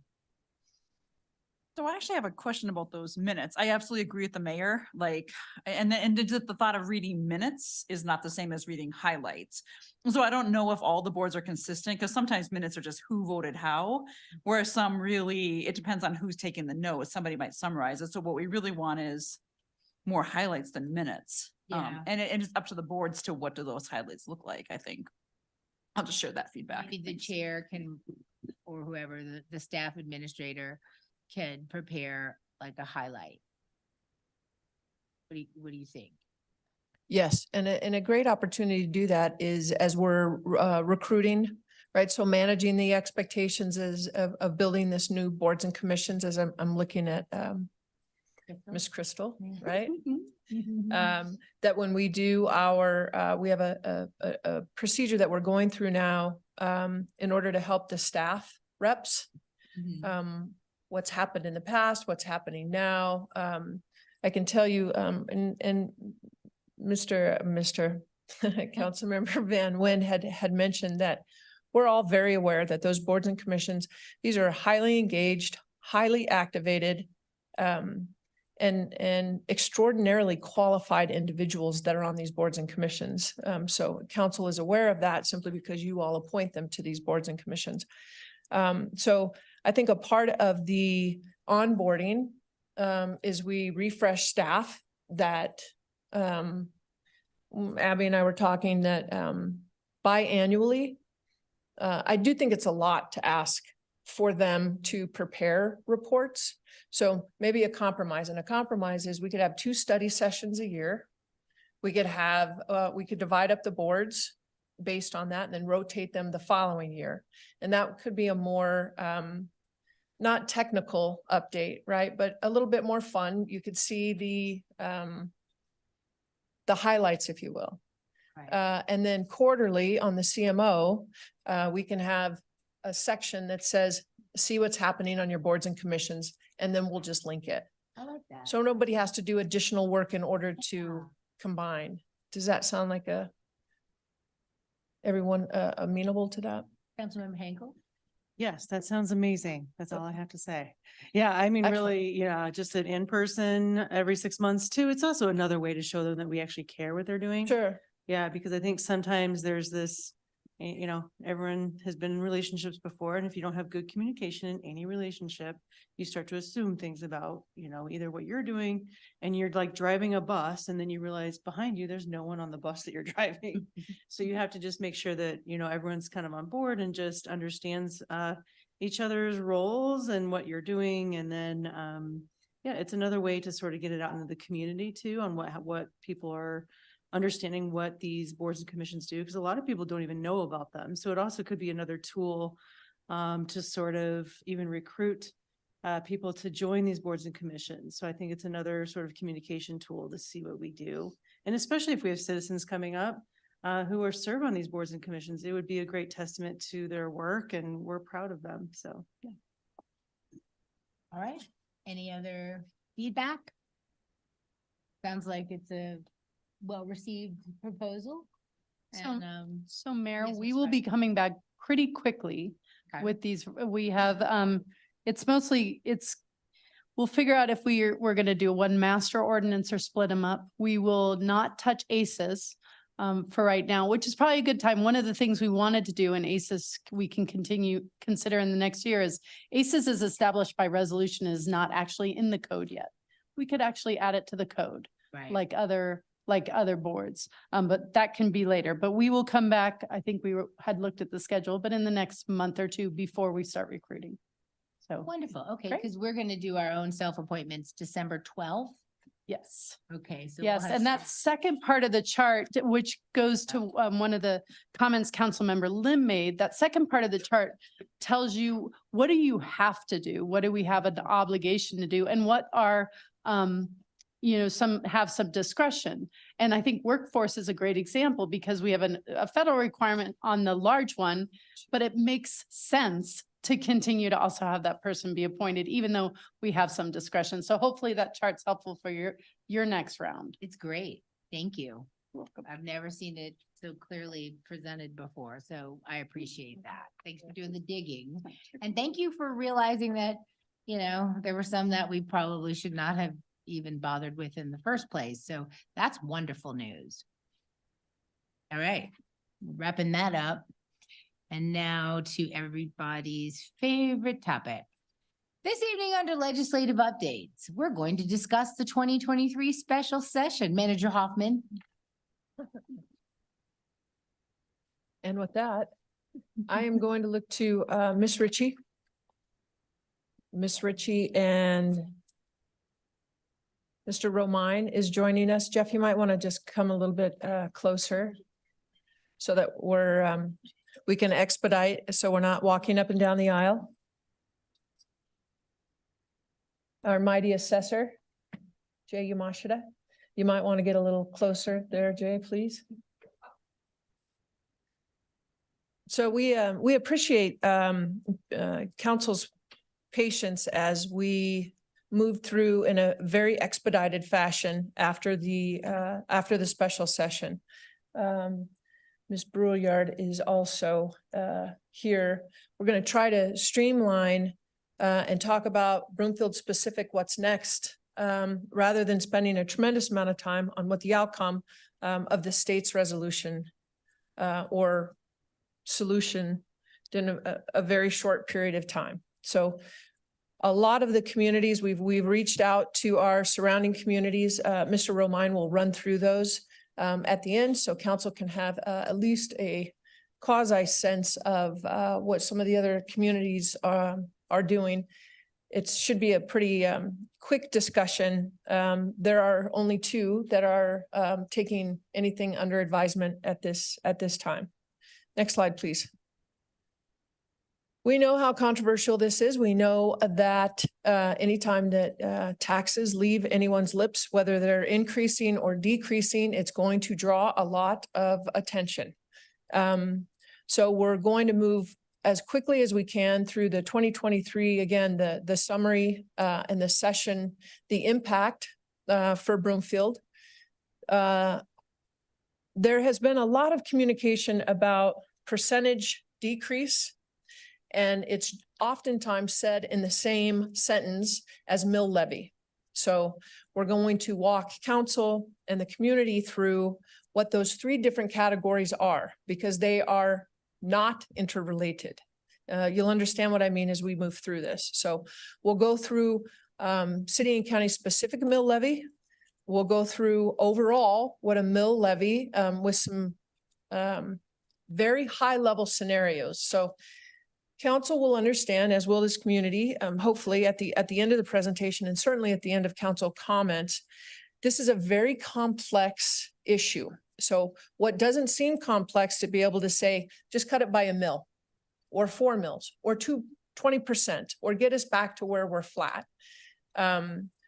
We want to be sure that we are minimizing the unintended consequences because we need to keep in mind that the states, I don't even want to say fix because it's not a fix. The state's Band-Aid temporary solution is just that. It is temporary.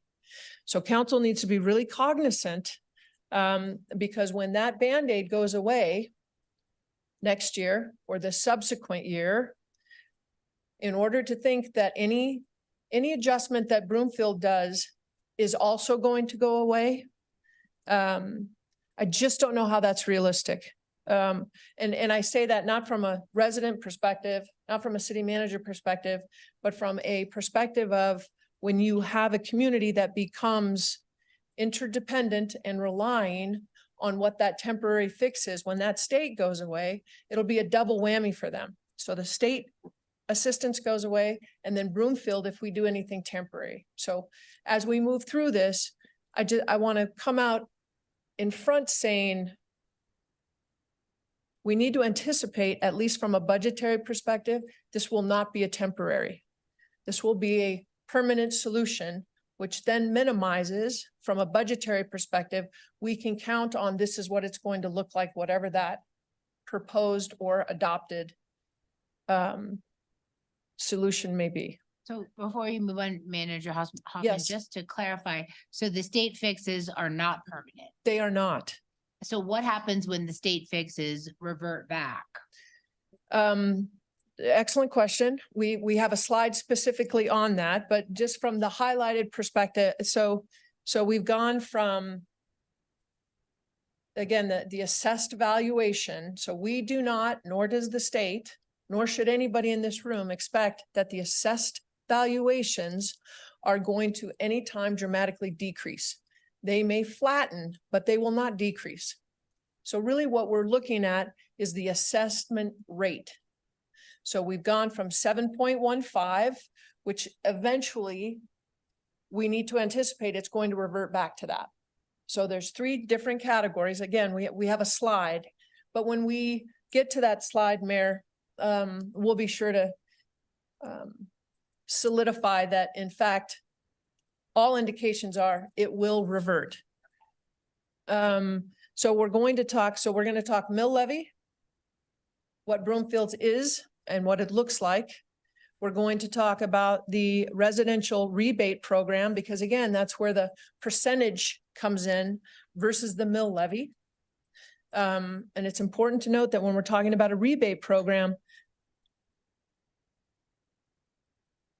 verbiage matters. So rebate means that our community is going to have to pay that bill on the front end. Should council decide, after we get done with these discussions, a rebate means that then we take a portion of that 25% we retain and we send that back out. That does not mean that that cut comes off of the front end. So we'll talk a little bit more about that. So we have the mill levy reduction possibility, avenue. We have the residential rebate, which we can segregate, right? So mill levy impacts everybody in Broomfield. Business, commercial, residential, you can't segregate those components from a mill levy. Then you have the tax rebate, which means you can do residential, business, residential and business, but you can segregate out those categories. Then we're going to walk through what the existing programs are that we have in Broomfield that are already in existence and have the infrastructure. Any additional capacity is going to require additional staffing. That goes without saying. And then we're going to close with the prior conversation and direction regarding the police and courts building and funding that we had back in June. So with that, next slide, please. This is the brief summary. And again, to expedite things, we're not going to jump in back and forth with the presenters until the question piece. Ms. Ritchie is going to take over in just a moment. So you can see from the Emergency Rental Assistance Program, this is also fascinating. I sent council an article this morning. So Ledge Council for the state comes out with their budget that is generally very different than the governor's. So you have two different people that do budgets. You have the governor's staff that does the budget, and then you have Ledge Council that does the budget. They've never matched, so it's not unusual for them to be a big gap. I'd love that you're sitting here right next to me, because I'm gonna do that confirmation thing all the time. I'm gonna do that side eye thing and go, you know what I mean? That budget gap is going to be, when those ARPA funds go away, significant. And I don't use that word lightly. So I sent council an article that there's $1 billion on the table that's being entertained right now for new programs, and there's $23 million available. That $23 million that's available is before the reconciliation that the state will do mid-year, when we get to the end of the fiscal year. So when we look at all of these components, it hinges on those dollars that continue to be available. So I just can't reiterate enough that these are temporary. So I want you to think about the populations that these will be impacting. What happens when this temporary solution goes away? And that again, it feeds into that ongoing level of importance and risk management for your decisions about temporary or permanent solutions. So 80% or less are at risk of eviction. Councilmember Ward asked a very good question today. And again, it allowed us to really be able to, it's not built into the presentation, Councilmember Ward, which is why we shared it with all of council. We'll get to that a little bit later, but it was the number of households that are either in great distress or distress. Those numbers were all from 2021. Council should have the email. Increased earned tax credit. Again, that population of Broomfield, we know that 15% of Broomfield utilizes our human services service. So they receive, whether it's SNAP or an EBT card or some type of governmental assistance. And when I say governmental assistance, I mean state assistance. So the other 85% of our population, in order to qualify for, particularly for the earned income, it's not a huge population in Broomfield. Property task force. I don't know how much I can say about this, Mayor. But we are advocating to ensure that Broomfield has a seat at that table, and we'll know more shortly. Next slide, please. Ms. Ritchie. Oh, no, I'm sorry. I was supposed to do this one. Okay. Yep. I want to thank the team of 10 that has been at the table since the special session ended in order to get you all to a place to where we can have this conversation tonight. It's been a yeoman's effort to really be able to have incredibly complex data. I can tell you that Mr. Romine had his head in his hands this morning because no one understands math that he does. And so when he tries to communicate that to us, there was a lot of hand wringing going around that table. So I'm grateful to all of you in this room that's been able to get us to the place that we're at right now. So when we say pre-session revenue anticipated, based on the assessed valuation, and again, Broomfield is 25%. So think of the dollar that we're going to see in just a minute. Broomfield retains 25% of that increase. So to give you a sense of the size of that increase, that is so overall residential, it's about 38%. So again, average. Pre-session, we anticipated 17 million coming into the general fund. Post-session, 15 million. So that also gives you a sense of the hair that the special session impacted. So when we look at, and everything is general valuation, it's too difficult for us to be running umpteen number of scenarios. So we tried to keep it to where we could do breadth of information, but not incredibly deep dive on each one of these components because there's so many variables. So if you look at this, we're looking at a $650,000 assessed home valuation. And this is impacts, so this is residential only. So please keep that in mind. And these are, this is what takes, Mayor, this gets back to the conversation about the temporary fixes. So when you look at the valuation assessment rate, 2021, it was 7.15. 15,000 came off of the top from your evaluation. And then you can see the impact below, $4,400. If we go to the 2023 pre-session, before they said, you know, after resoundingly HH came back and everybody said not only no, but H no. We were at, well, you can see it there. I'm not gonna recall it. So let's just focus on the 2023 residential, the post session. This is the temporary fix. So you're looking at about a $420 reduction. We're not going to make any value calls tonight on the direction that we should go or shouldn't go. So just from a factual basis, $420, it's all relative. So just based on the state, this is what we're looking at right now, is a relief of the $420 for an average home that's $650,000. Next slide, please. Ms. Ritchie is going to walk us through these three categories.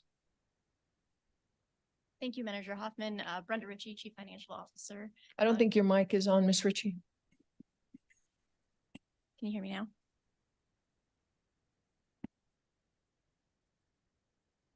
Try it again. Now? Okay. Thank you. Good evening, Mayor Pro Tem, members of council, Brenda Ritchie, Chief Financial Officer. Manager Hoffman did a great job summarizing a lot of this. And so I'm just going to take the opportunity with these next couple of slides to highlight the intent of those different avenues that Manager Hoffman indicated, really for City and County Broomfield's ability to provide that relief to residential property taxpayers. Staff's received feedback from council as well as the community, and based on those conversations, hoping that the presentation tonight will help in managing those expectations on the potential outcomes related to those decisions regarding those specific pathways. So we'll review the following and discuss the impact of these relief efforts that we have here, either through decreasing Broomfield's mill levy or having a residential rebate program, or through expanding, the support of existing programs. So as Manager Hoffman mentioned, regardless of property tax calculations are complex. It's not really easy and straightforward. So really tailoring it to shift can have unintended consequences. So it's really imperative of us to have all of the information to be able to provide to you to do that in-depth analysis, and that takes a team effort. So as we move on to the next slide, just for the community and for council as a reminder of, what a residential property tax notice looks like. The intent of this slide is really to clearly outline the various entities that are going to benefit from the property taxes that are collected. And depending on the location of that property, where it's located, will determine which special districts apply and those associated mills that are going to be levied. So it's really important for folks to understand that of that, as Manager Hoffman said, and then as we move into the next couple of slides and what we're focused on this evening, and I can't emphasize enough, is that we are focused on what the ability of the city and county of Broomfield can do. And that's strictly related to those 28.968 mills that we're talking about. It is not related to those special districts. So it's really important to understand what we have control over and what we don't. Next slide, please. So going from a high level, understanding Broomfield's mill levy, its critical path forward is really understanding how those property tax mills have not really, has not increased at all since becoming a city and county in 2001. So meaning that the programs and services that have been delivered, and as the community has grown in population and otherwise, we have been supporting with that stream, the revenue that's come in.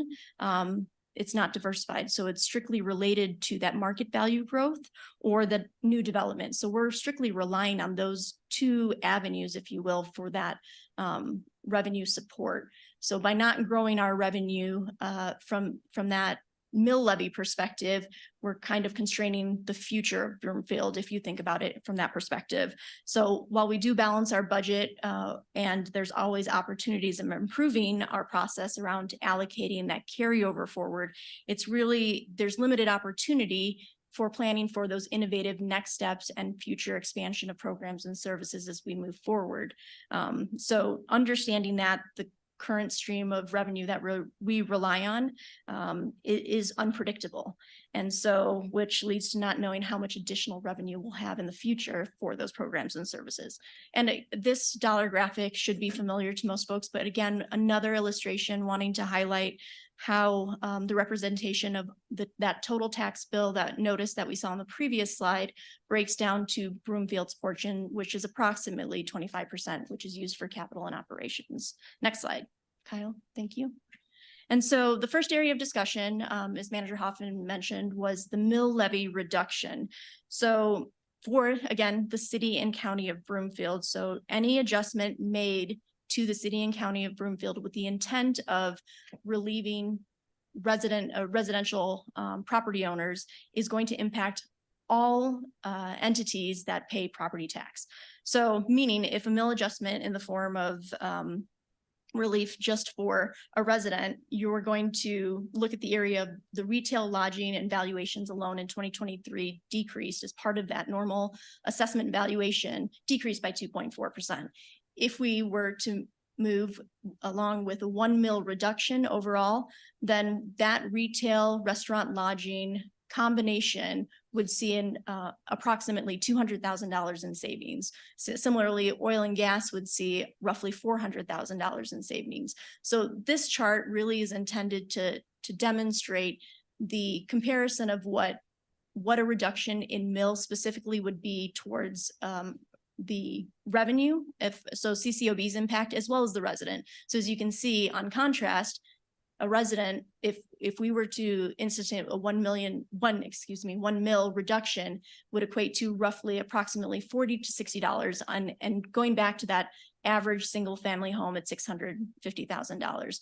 On the flip side, you have the impact to Broomfield, which is a decrease in revenues. And that is, again, keeping in mind that it applies to both residential and commercial. It's going to be split, as you see here, the approximate of 2.3 million split between the two. So that the table further illustrates of what a mill reduction of 5 would look like and 10 along those same lines respectively. Next slide, please. Under this next scenario, what we have here is yielding a different result because we're focusing on what a residential rebate program would look like. So in 2021, a market value home, a single family home, was approximately $467,000.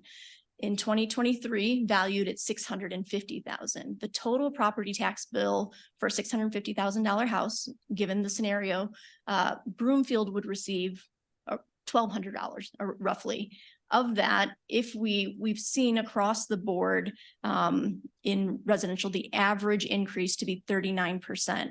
So if we were to limit that increase, rather than seeing a 39%, to limit it to a 1% increase, what we see here, similar to the previous slide, what's the impact to that property owner versus what's the impact to Broomfield as an organization.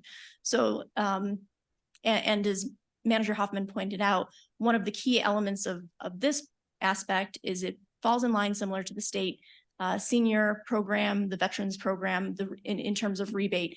The property tax notice that's received would have to be paid in full in order to receive the rebate. So under that premise, a 1% increase, a homeowner would see could expect to see $208 in a rebate. And then that would equate to roughly a $5.2 million loss in revenues. The other aspects to note related to these residential programs is that one being that the property tax notice has to be paid in full first. The other thing is that there is additional staffing that's going to be required. Those costs are not considered or calculated at this time. So staff would have to go back and calculate what that would be. But again, similar to the previous slide, the increments of 5% and 10% demonstrate the impacts of a residential property owner versus the impacts to CCOB revenues. Next slide, please. This last discussion approach is going to be the look at expanding existing Broomfield programs. So whether it's the Senior Property Tax Refund Program, our Enhanced Broomfield Program, the Rental and Mortgage Assistance Program, or the Nonprofit Grant Program, we have programs currently in place in Broomfield structured to be able to provide support. Should council decide to expand the programs, additional staffing, programmatic costs would also need to be considered to be able to support this. But however, the structure is in place to continue these programs as we move forward. The caveats are in terms of the amount available on these various scenarios for the one time. I think before I wrap up, I think there's a few things to just address, again, highlighting the complexities around doing a tax evaluation calculation takes a lot. And so if you think about, we're coming up to the end of the year, folks are going to be starting around the corner in January, start receiving their W-2s and that sort of thing to file their 1040s. If taxes were that easy to calculate on the back end, we would have a more simplified process. So it takes a concerted effort, I think, to really understand that as we move towards these various avenues, really understanding how it all comes together and that there are complexities that need to be considered. I'll turn it over to Manager Hoffman on the funding of the next steps. Thanks, Ms. Ritchie. Next slide, please. Oh, let me, sorry, Kyle, can you go back just one, please, just real quickly? When we were, I'm sure council's gonna ask more about this. We tried to put our council hat on and in fact had some staff that didn't participate in the calculation and then came in so that they weren't part of the building when we went through this this process. And next slide, Kyle. The communities that we talked to, and mainly it wasn't a compare and contrast of who's doing it and who isn't doing it. It's more about, if you're doing it, share your calculations with us. What is it that how are you doing it? And then we talked about the expansion of programs. There wasn't another community, whether it was county or city, that was doing the Senior Property Tax Refund Program. So I did end up sharing what those that process and procedure is with the other communities. The majority of them did have some type of enhanced community program, but interestingly enough, it was all through the chamber. It wasn't funded from general dollars.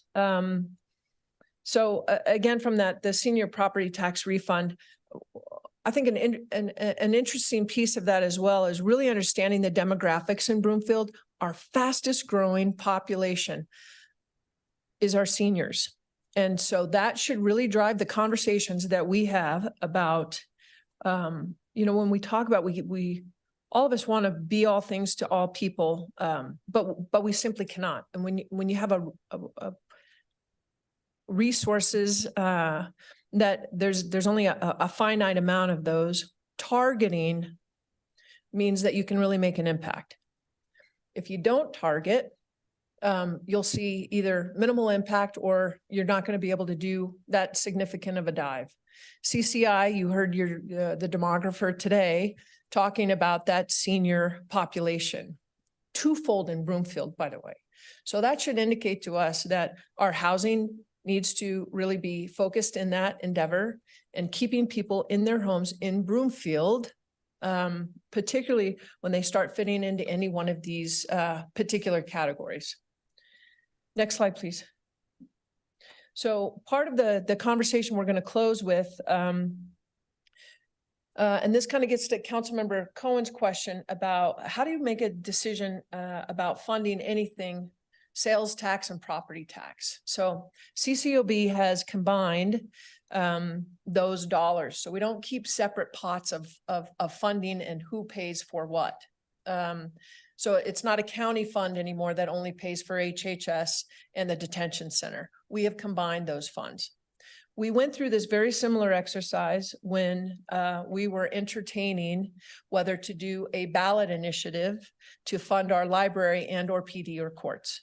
The decision was made, and again, so this is, so you can see the distinction between sales tax and property tax with regards to funding anything, whether it's a facility or any other direction.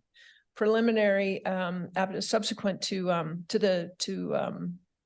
making the decision that we knew that there was going to be an increase, we had anticipated what that dollar amount would be. Council's direction was hearing the community, and the feedback on the community survey was public safety. Public safety was number one.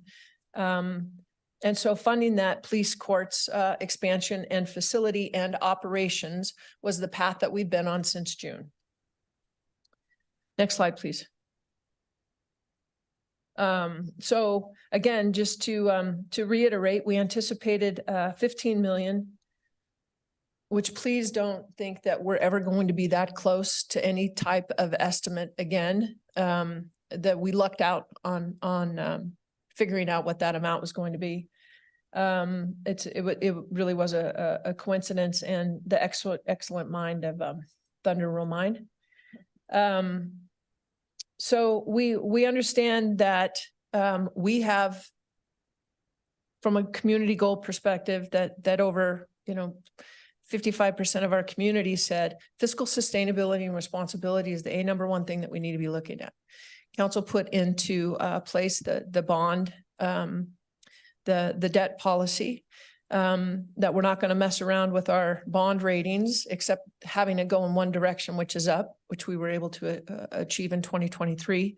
And the other caveats is through that filter, all other financial decisions must pass. So when we're looking at this, in order to fund that, we have to have a consistent revenue stream that is collected in order to even entertain what those bonds look like.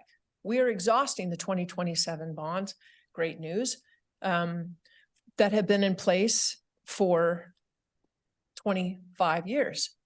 So we're finally paying off the HHS building, and quite frankly, this building and those other CIPs when we became a county in 2027. So by that, it allows us capacity, because what we guaranteed the community was we weren't going to load up any additional bond debt. So by relieving that, we would have 3 years of funding in order to establish ourselves that we are a good bond risk and that we have a sustainable revenue stream.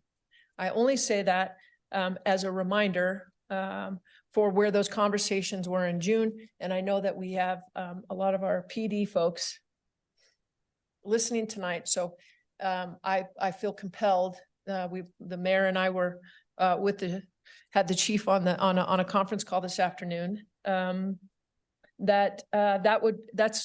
It would be a $5 million bond payment for a $73 million building, staffing 4 to 5 million.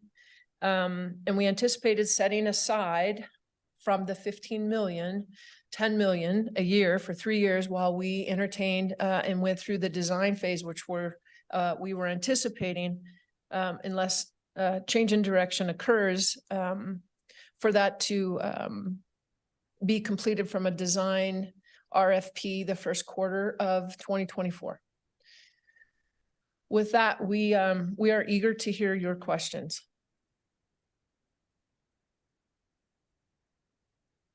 We're eager to ask them. Who wants to go first? Councilmember Delgadillo. All right. Wait, I'm so sorry. We do have public comment. Oh, My apologies. I'm out of sorts. Would anybody like to speak on this topic? Please make your way to the podium. State your name and neighborhood for the record and limit your comments to 3 minutes.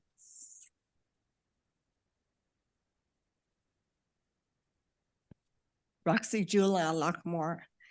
As you go through this, please remember your position. And if you are going to live here for more than the next 10 years or not yourself, and whether you're going to be able to pay it, how old you're going to be, how old your family's going to be, or even if you even care. So please just be careful and be mindful. Thank you. Thank you. Good evening. Congratulations to everyone who was sworn in this evening, and I appreciate the time that you're taking with us tonight. So my name is Rick Fernandez. I'm from Broomfield Heights, Ward 3. And I'm here because I wanted to, I think Jennifer, you did a great job summarizing what happened with this special session. I agree, it's a temporary fix. What I think is important to note here is what's happening to the citizens of Broomfield, homeowners in Broomfield. This is not a temporary situation. My property tax estimate that I got back in May from the city of Broomfield went up 41%. 41. If I equate that to what I would have to do in terms of my mortgage payment, that's 2.5 months of mortgage dollars that I would put that would effectively pay my property taxes for everything, including the city and county of Broomfield. So I'm asking you to look at a mill levy decrease. And I know I put an audacious question out to a few of you to say it's a 20% decrease. I'm expecting that that's going to come back as that's too extreme. It's too much.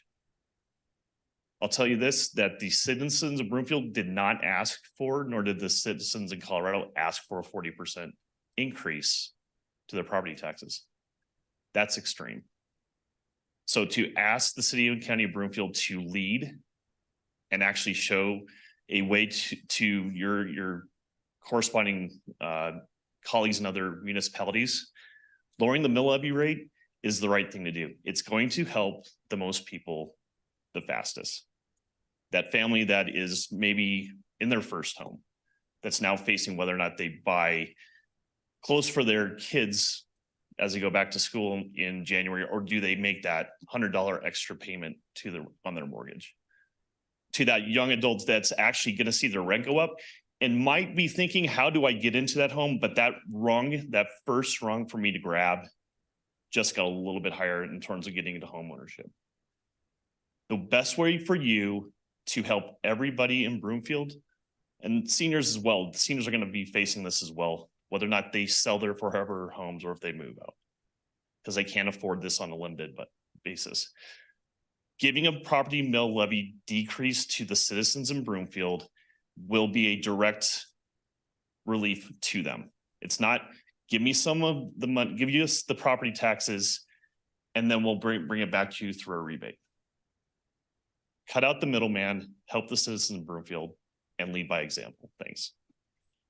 Thank you. Is there anyone else who'd like to speak on this topic? Anybody? Okay, well, we don't have anyone online. Questions and comments from council are next. Councilmember Delgadillo, sorry about that. So this is questions and comments or just questions? Just to be It's super. not a hearing, so it can be either. Okay. So my question for staff is, what is the typical amount of time needed for someone to apply for that rebate and then actually see it?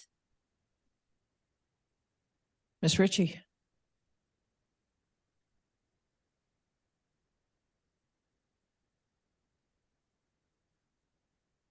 Jeff Romine, Director and Financial Economist. So I think you're talking about the senior tax rebate program we put in place last year. It took roughly, the application period took we actually had staff helping people fill out the application. So we waited until they made their tax payment and then they received it. So they could start filling out the forms as early as February, as an example, I think is when we opened it up. And then they may be seeing a check coming back, depending on when they made their actual mortgage payments or their escrow payments were made for them, roughly 60 days later. So it's a relatively quick turnaround. Now, I'm going to just say one other thing about that. Again, as a reminder to everyone, when we set that program up, we knew that we needed that first year to set up the systems. And so that's what we did. And we got the staff trained, et cetera. This year, we expect a great increase in the number of people that will be applying, but we are already starting to staff up in preparation for that and starting the training. So we should be able to keep that time frame in place. Yeah, that's great to hear. I know, I mean, liquidity is an issue here, right? Just because you have money, if it's gone for 2 months, that's 2 months of bills. So that's good to hear that that time period's fairly tight. Obviously, we want it to be even tighter, but I know that requires staff and a lot of trade-offs there. And then I can kind of throw in my comments here. I am not in favor of reducing the mill levy. I think that we need to expand the programs that we have. Certainly, I mean, shout out to our friends in Skystone here. I think we have a lot of folks who are on a fixed income who need support. They could not have foreseen this occurring. And I think it is fair to say that just because you're wealthier on paper does not mean that is necessarily liquid assets that you can access at that time. I also do appreciate the fact that we have rental assistance. I would love to see an increase in that as well, just because it's a pretty well-documented phenomenon that folks with a house have a higher net worth than folks who are renting. And so at least by that metric, you have a lot of folks who are renting who are really going to see their rents go up. I do not believe that corporate entities are going to benevolently pass on some sort of tax cut to renters. And so I think that assistance needs to be given to them. Thank you. Thank you. Councilmember Marshall Olson. Thank you, Mayor. Could you put the slide back up for the mill reduction? Just had a quick question.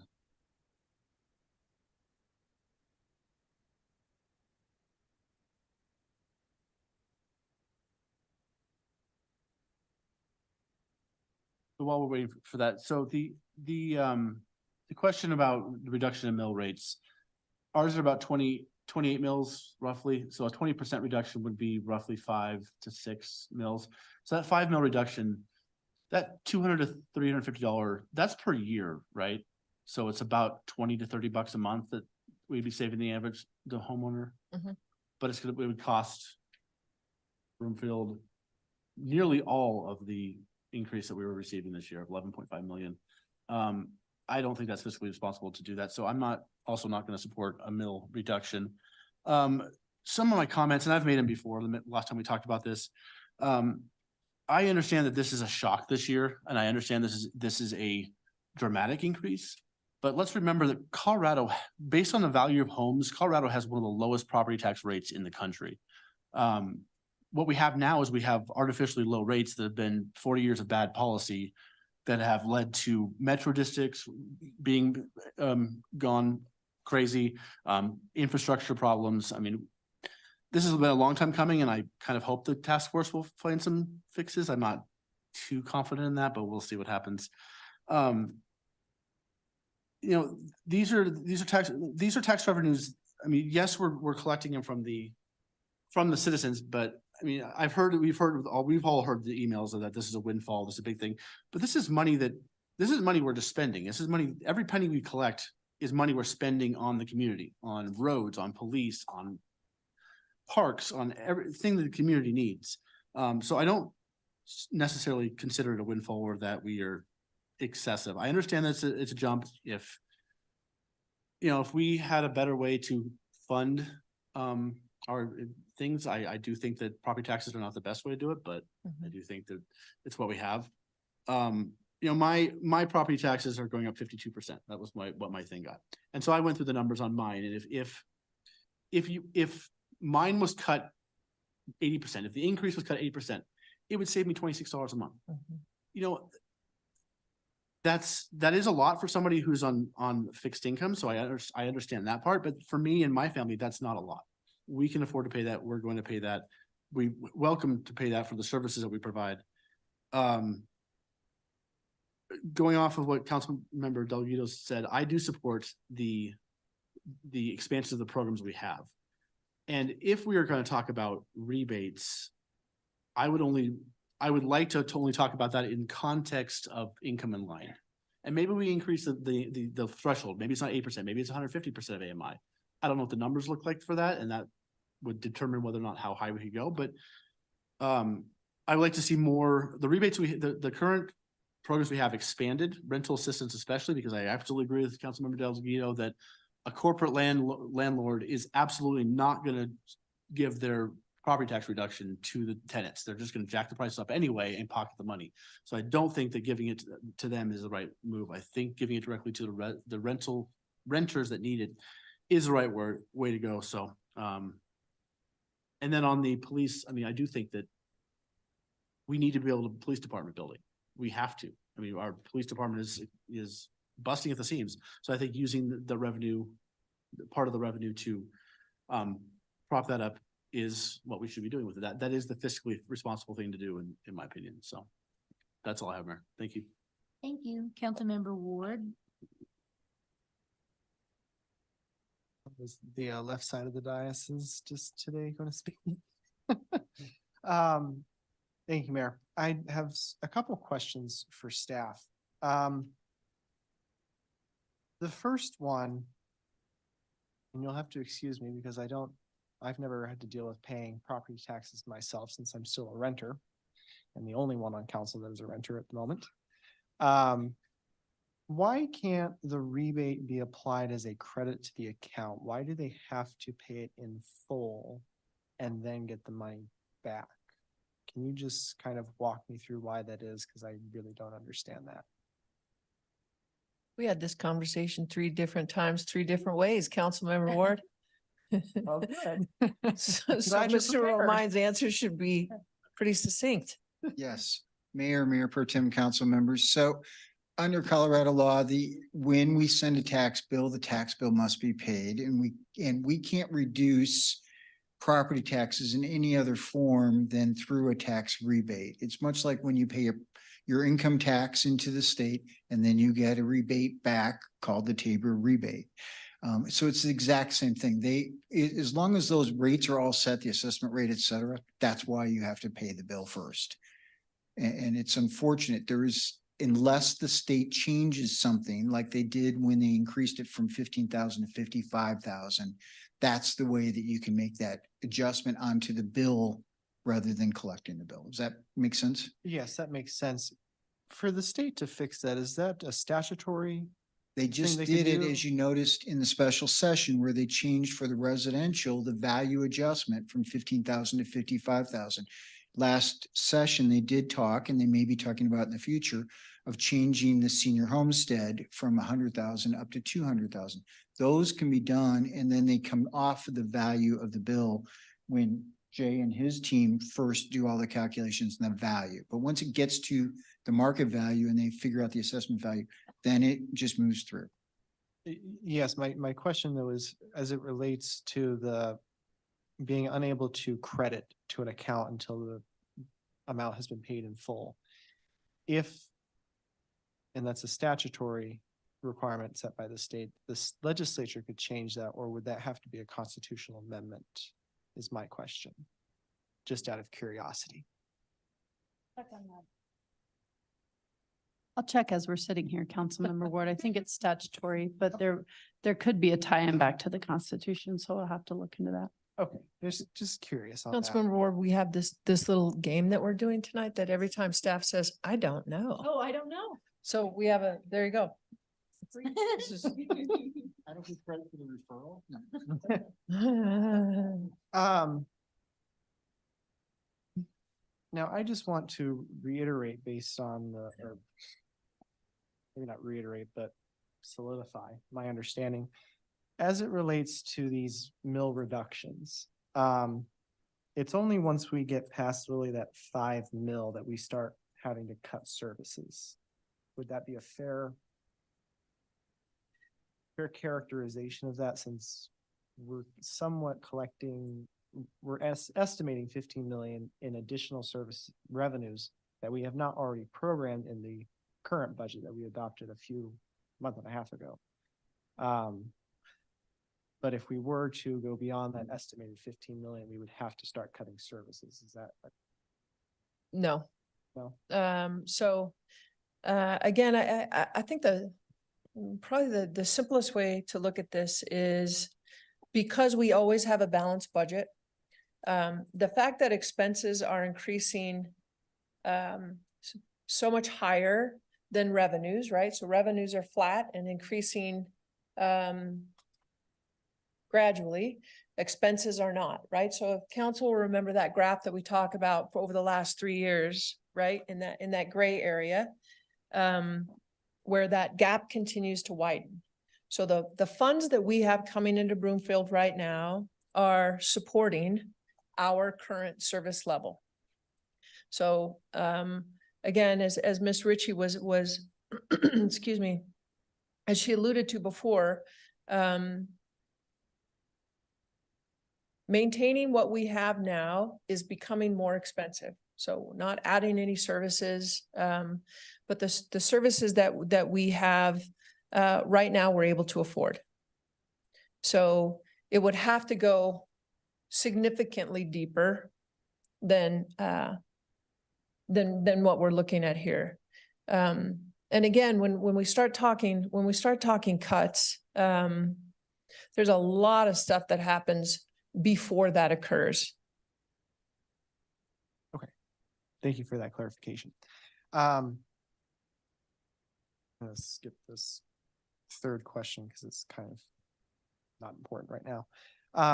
I'll just skip to my comments for the time being. I also am not in favor of a flat mill levy reduction. I think to Manager Hoffman's point, it's not targeted and it doesn't, I think, adequately address those that are hurt the most from this. If you move to Broomfield during the pandemic and you can afford a house that's $1 million or even $800,000, and you bought that during the pandemic when those valuations went up, I'm sure you can afford that house. My issue is you have residents that have lived in Broomfield for 20, 30, maybe even 10 years, whose home valuations were significantly less at the time that they purchased it, and their incomes have not increased at the same rate that inflation, consumer price index have increased. So they can no longer necessarily afford that property tax bill. My other issue is it does not address renters. And the questions that I sent staff earlier today that council was CC'd on, 45% of all renters in Broomfield are cost burdened. That means they're spending more than 30% of their income on housing. Of those 45%, 20% are significantly cost burdened, which means they're spending more than 50% of their income on housing. Only 17% of homeowners are cost burdened. Those are the 2021 numbers. I know they've probably gone up some degree for 2023. I don't know what that number is. Of those 17%, 11 were just cost burdened and 6% were significantly cost burdened. My assumption is that a sizable percentage of that 17% is our seniors on fixed incomes. That's our assumption as well. And so I would rather see us put that money into the increased revenues we're going to be seeing, put that into the services we already provide with the tax rebate, increase renter assistance for those. I agree with Councilmember Marsh-Holshan in that the threshold numbers should probably be changed to what I don't know. I don't think that's fair for me to say right off the bat on the dais right now without more information. But I think a flat mill levy reduction does not address that issue.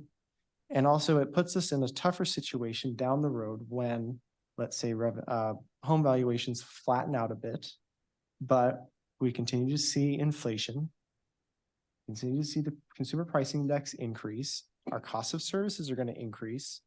And we're not going to have necessarily the same revenues coming in to provide those services. That's a little more extreme, as Manager Hoffman kind of pointed out. But, you know, what happens when we have to then go increase the mill levy? Because we need that revenue to pay for our services. We've put the residents back in the same situation they're currently in. So that's all I have to say on the matter. Thank you. Thank you. Next is Councilmember Cohen. Thank you, Mayor. I wanted to focus on areas where we could target relief potentially, as Councilmember Wood was noting. This will hit people differently. If you bought your home more than 10 to 15 years ago, you're sitting on a gold mine and you'll eventually probably cash out. Whereas if you bought your home in the last 5 years, you know, you haven't seen that appreciation, and it was far more difficult to purchase your home.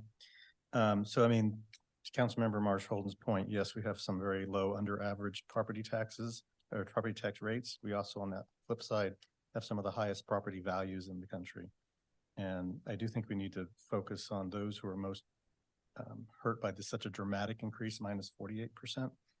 And I think Broomfield as a whole was far above the state average in terms of increased values. The programs we have that you've mentioned in there under expand existing Broomfield programs, senior property tax refund program and the rental and mortgage assistance program seem fairly stringent and have very few beneficiaries. I think 106 people out of 75,000 people. The rental assistance was 22 households supported. Is there flexibility there to take the increased property tax revenue to dramatically increase that allocation and make it much more eligible to those who are not necessarily just seniors? There's a lot of first-time home buyers who are really pinched by this. Younger people who are just barely getting into their homes right now could be assisted by that. Can we adjust the AMI to something? I don't remember who mentioned it, but 125%, 60% seems a little stingy. So do we have that kind of flexibility, and how workable would that be? Yes. And so given that these are Broomfield programs, we have all of the flexibility that we want to have. I want to note a couple of things. We're just preparing to roll out in the 2024 council budget. If you guys will remember, it's the first time that we've had a down payment, first time home buyers down payment program. So that is being initiated. The rental mortgage assistance program, that is really the reason that's so stringent, Councilmember Cohen, and probably the one that and so I know their staff is listening, and Director Casey is back there. So I'm going to be really conscientious about, we're not anticipating expanding programs without staffing. So Ms. Sharon Farrell that runs this program, I want to say that out of the gate. That program is more designed for self-sufficiency. It's a bridge the gap is what we used to call it. And so if you're working and your car breaks down and you can't get to work, we will help you with your rent so you have money to fix your car. So again, but that one you have to show that you're going to be self-sustaining. That was the direction when we went in order to get those funds. You had to be a Broomfield resident. You had to have standing in Broomfield, and something was happening that you just needed. You needed some help from point A to point B, and then you were going to be self-sufficient again. So again, that's why you're looking, I mean, again, from that $75,000, last year was the first year that we fully expended it. So again, do we have additional room there? Absolutely. For the senior property tax refund program, we had contemplated going from the AMI, the 60% AMI. The mayor and I talked about it this afternoon, to 80 or 100% AMI. So again, when you have that specific criteria, it allows you to continue to use the same structure and just have more people in the pool. When we start getting into a more subjective of a homeowner and the 125%, and that's standing up a completely different program. So that would not fit into the category of expanding existing programs. That would be an additional program. And I assume the run up to put that and execute and have that working would take quite some time. Correct. So, you know, immediate, there could be some immediate relief if we did the proper mill levy decrease, but any kind of refund or rebate program we come up with would probably have a 6-month lag time, so to speak, on average. Yes. Yeah, so let's just make sure we're talking the same way. To modify for the senior tax, if you all wanted to go up to 120% AMI or 80% AMI, if you wanted to expand the AMI, which means you'd expand the reach for which they would qualify, that would be immediate. Okay. That turnaround time would be right after the holidays. When people are returning from the holidays. Yes, please. And Manager Hoffman, if I could just add, and I Please. think Councilmember Cohen, this also gets to your question.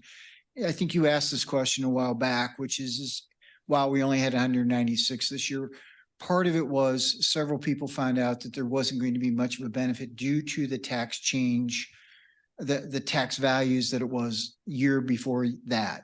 This year, we anticipate getting somewhere between 600 and 1,000 applications. So we already anticipate that program growing just with the existing criteria that council has already approved.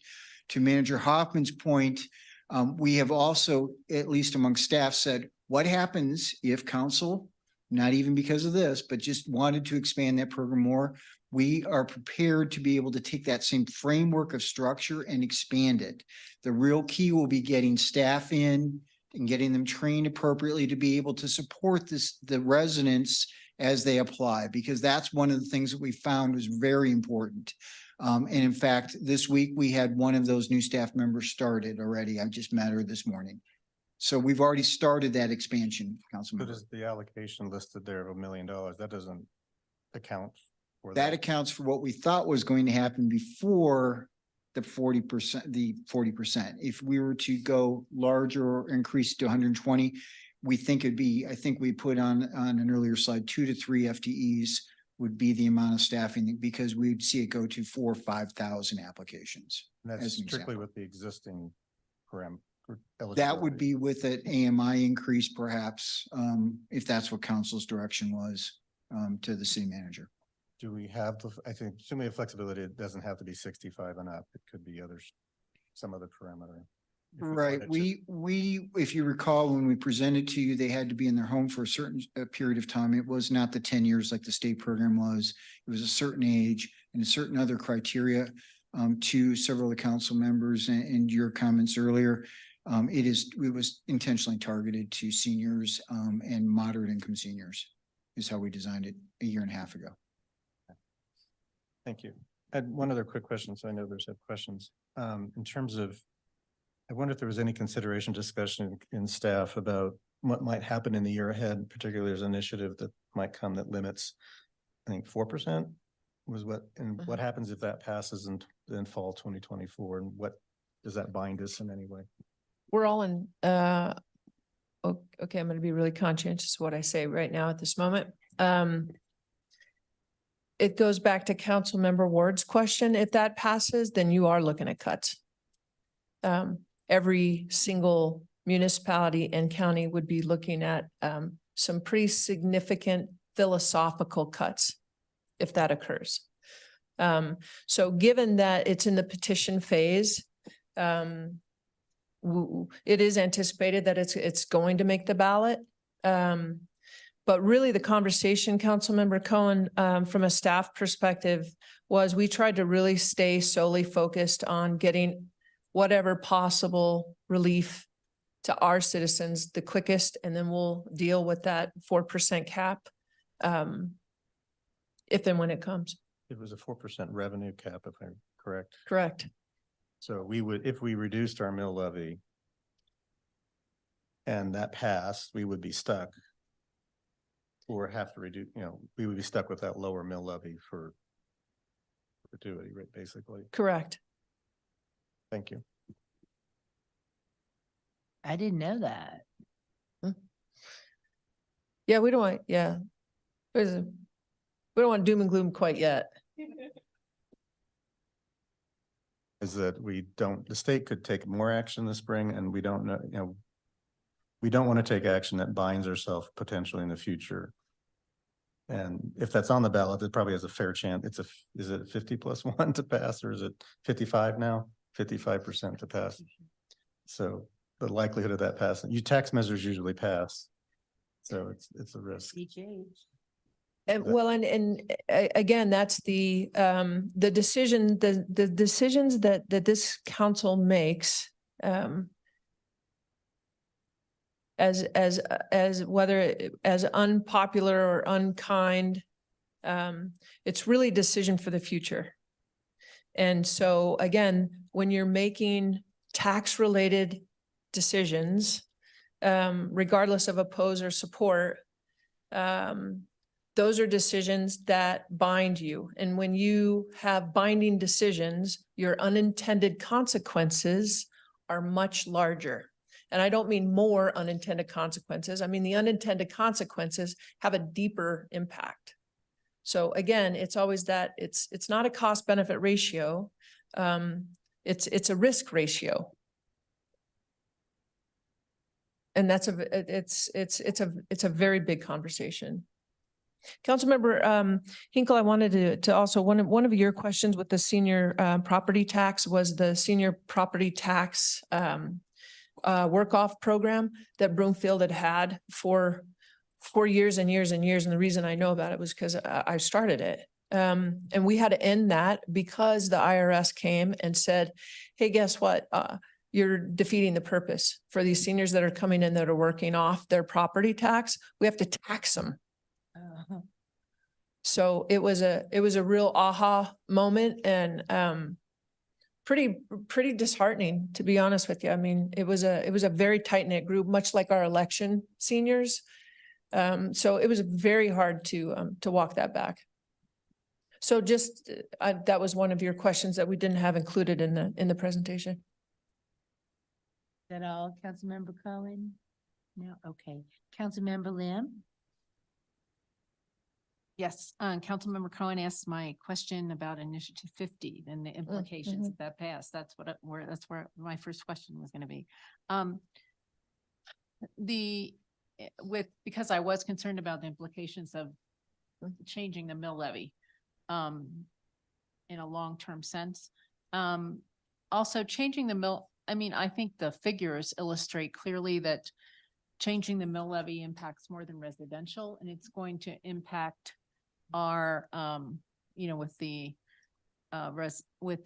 commercial revenue impact. So I think that convinces me that the mill levy is not an option. I do have some questions about the rebate possibility. And these are questions I asked about the appeals. So the assessor answered that 15% of our residential property owners appealed their notice of evaluation.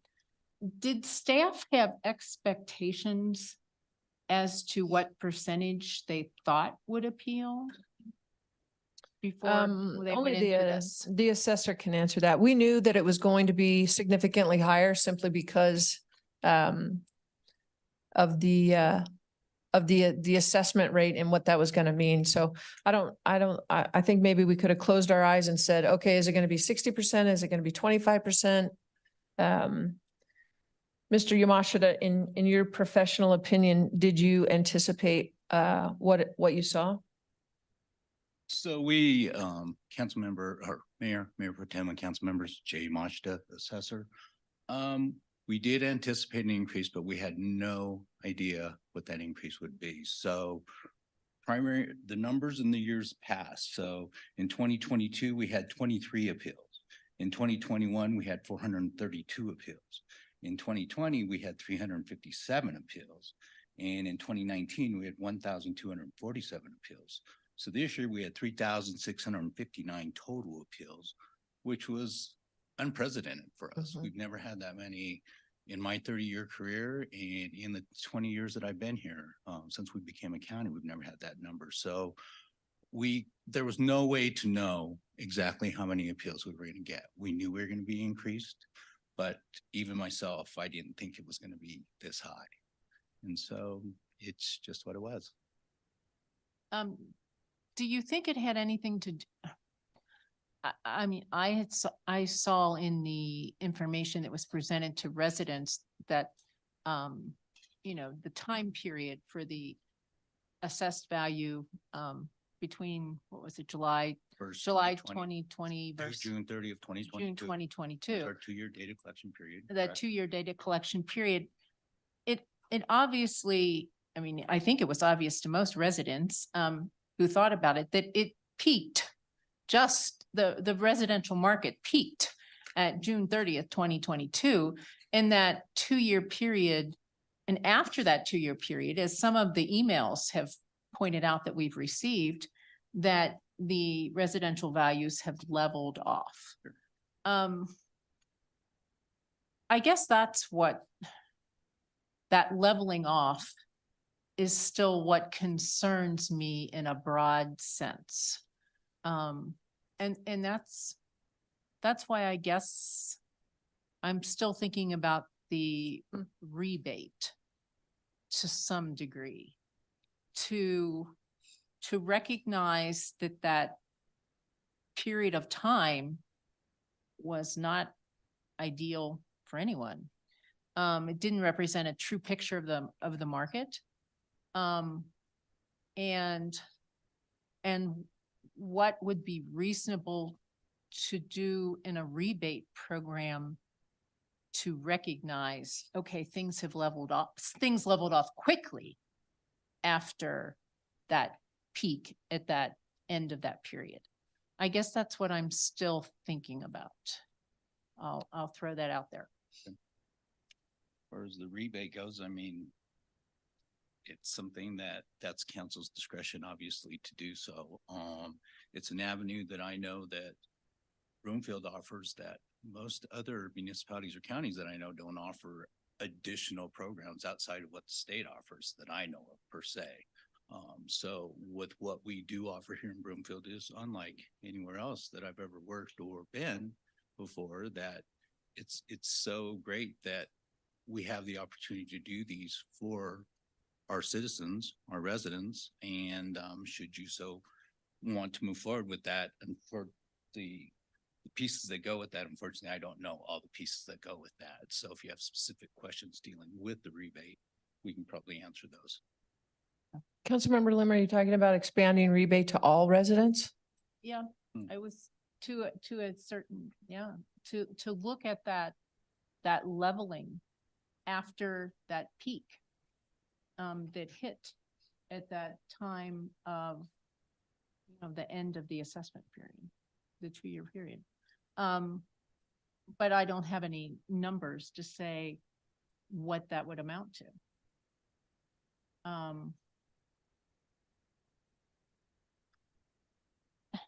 And I guess my other question is, when you said, I see the importance of the police and courts building going forward. I do see the importance of that. I heard that. I was at a lot of doors lately. I heard strong support for the police. And I understand from what I've heard that they need a new building, and so does the courts, in order to function. So what I heard you say, Manager Hoffman, was that you have thought through the process as far as you think you need $10 million socked away for 3 years in order to be in good shape in 2027. minimum. So where's our rebates line? There's that, okay.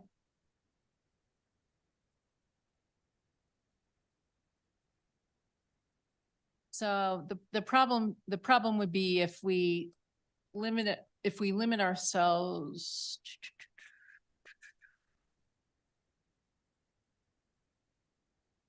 We're gonna lose, we've got 17. So we have 17. 15. 15, sorry. We have 15. We do minimum rebate that you would have listed there. That would still give us 12. How does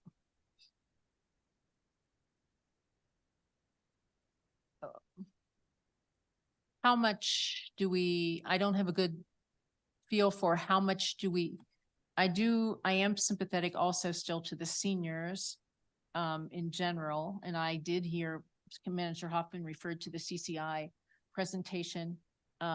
It's surprising that you said after we heard the demographics from the state that, the senior population is increasing and all the counties need to be cognizant of that, those senior housing needs. So it is surprising that you're saying no other county has a senior program in place.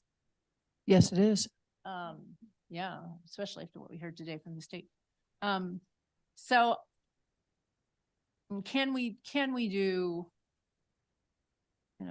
I guess my question is, could it work that we would do a minimum residential rebate, increase the senior program, and still sock away money for the police and courts? That's council. Again, I think the diminishing returns, right? And so if we think about what the leveling off is, right? So for every and this is also the fascinating conversation is we hear so much about, market driven, don't touch anything because the market's going to shore it up. The market's going to bring the businesses, the market is going to, and then the market responds. And then we say, oh my God, but we don't like what the market yields. And so again, from a staff perspective, I want to stay away from us giving our opinions. Is there a way to do 6 things? Yes. Is there a way to do 3 things? Yes. Is there a way to do 3 things well and deep? No, there isn't. That's just that's just the reality of there isn't a finite pot of funds. So when we're looking at $124 possible tax rebate to everyone, the cost to send out that $124 is going to far exceed the $124 per person that's going to get that. So again, the impactfulness of it is something that only council can weigh. I can tell you that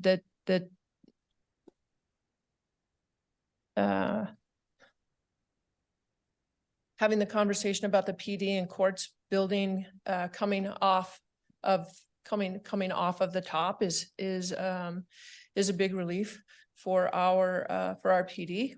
And so what that remaining amount for council looks like, it's to your discretion, whether we go few and deep or many and wide. But you're saying we can't do both. I'm saying that you can do whatever it is that you want to do. However, within those significant parameters, and Councilmember Lim, while I appreciate where you're going, don't you love it when people say, "While I always think, oh God, here it comes." the expansion particularly of our senior, veteran, and disabled, if we move that up to this gets back to Councilmember Cohen's, question about, so if we have $1 million in there now, and we're anticipating that 1,000 residents are going to participate. So just based on those rough numbers, if we increase the access and we say a higher AMI, if we're thinking 1,000 at 60 AMI, it costs us $1 million, then we're able to ratchet that up on very rough numbers to say, if we go to 100% AMI, probably looking at about 3.5 by the time we add another staff person. If I'm hearing council correctly, that stays. That program becomes a Broomfield line item program, because that, I don't think any of us want to, and that's quite frankly, that's one of the reasons of our Broomfield population growing so quickly, is because not only of this type of program, but because of all of the other services that we offer. We're having a lot of outside Broomfield seniors come to our senior lunch. And they continue to say, geez, this, the programs that you're offering are so thoughtful and robust. So again, it's that organic gradual increase. But we want that percentage of senior population increase to be not seniors that are moving into Broomfield, right? We need to be really cognizant of the people that are aging in Broomfield. It's just like the first time home buyers, right? That we want to stay in Broomfield. It's that same organic methodology. So we can, Mr. Romine, we know we hate legislating these numbers on the ties, because then we debrief the morning after and go, oh, what happened? How far off am I on those estimates, just from a back of the napkin?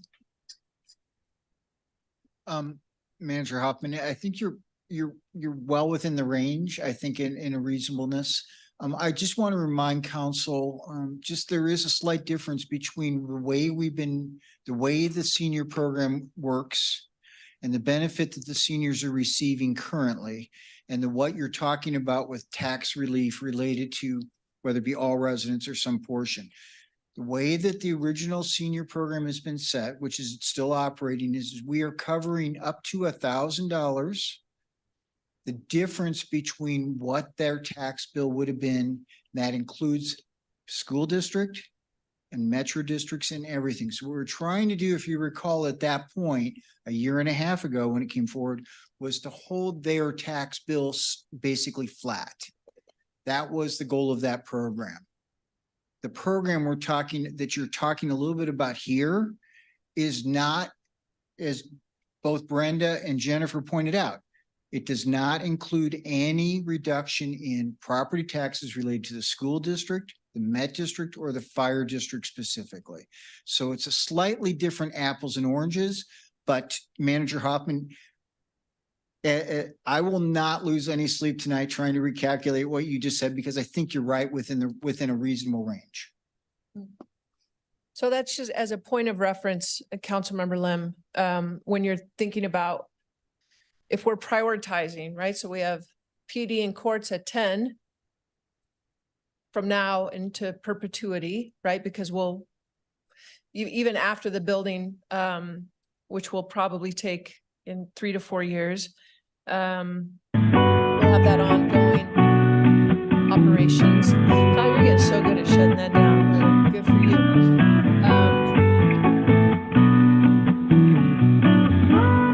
Did I say 3.5 for an expansion? And then what we can do is figure out, say, per 5% of AMI increase, what that would look like, and then attach those dollars very similar to what we tried to do on each one of these slides, so that we could have those variables that were in place. so really that essentially takes your that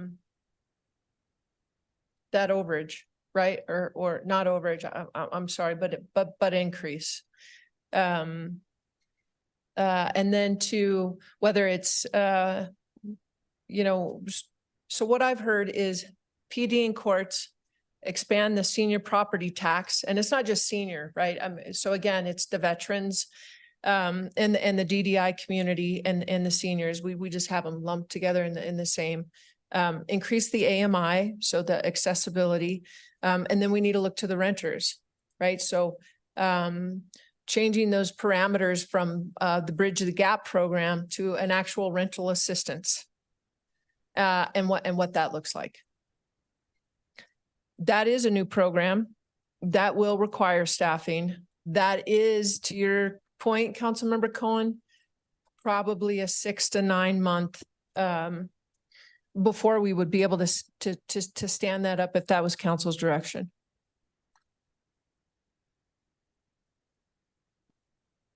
Anything else, Councilmember? No, thank you for talking through the possibility of the rebate program. Okay, thank you. All right, thank you. Next is Councilmember Henkel. Thank you, Mayor. And I just want to really point out that staff, you guys have really done a bang up job of like really putting this together in a short amount of time. Our state legislature took 4 days really to kind of hammer this out. So I don't think we're going to answer all these questions. It's 9:45 already on a Tuesday evening. And I don't want to really legislate hardly anything tonight, other than the fact that it seems like we have some sort of consensus that we don't want to do across the board mill levy decrease, because I feel, this is sort of my interjection there, is that I feel like we're treating commercial the same thing as residents. And I know that our residents are really feeling it. So secondly, I was on the same page as Councilmember Lim heading into this meeting too, just trying to figure out how much do we actually need? Because I think that we can, cut back that 3 million for every resident. We have a lot of people who are in the tech industry who they lost their jobs this year. And so there's different things that different people are affected by. And I don't want to just say that just because someone has a certain home that they can afford, all of these extra taxes. So I do want to see something more across the board. I also want to know and just let people know that, like Councilmember Lim, we went to over 3,000 doors, and I talked to so many seniors, and that was part of my questions that I sent off to staff that we can't all answer tonight. I do hope that we do answer it more in depth. But one of my seniors just literally, I was at her door for an hour. She was one of the first doors that I knocked that day, but I basically spent an hour with her, and it was because she had a lot of investment in her home. I mean, a lot of our seniors, they're the number one buyers of homes now. They said that the average age at the CCI conference today of home ownership, is they're buying it at age 58. So, they're really, all their riches are in their home. And so part of this, yes, they're probably already within that AMI range. They're not making bank with that income coming in, but they do have that investment, and she couldn't move. She's like, I don't even know where I would go. And so she said she's very thankful that we had something for seniors. So I do want to really express that, but she had concerns that, if we could she just asked, if we could just increase the exemption on her property from, I think it was like 100,000 to 150,000, something like that, because that's really where their investments are. And that would sort of speak their language. But all this to say, I feel like we have a lot of moving parts. We can't control the mill levies in all these, special districts or anything like that. And I get that.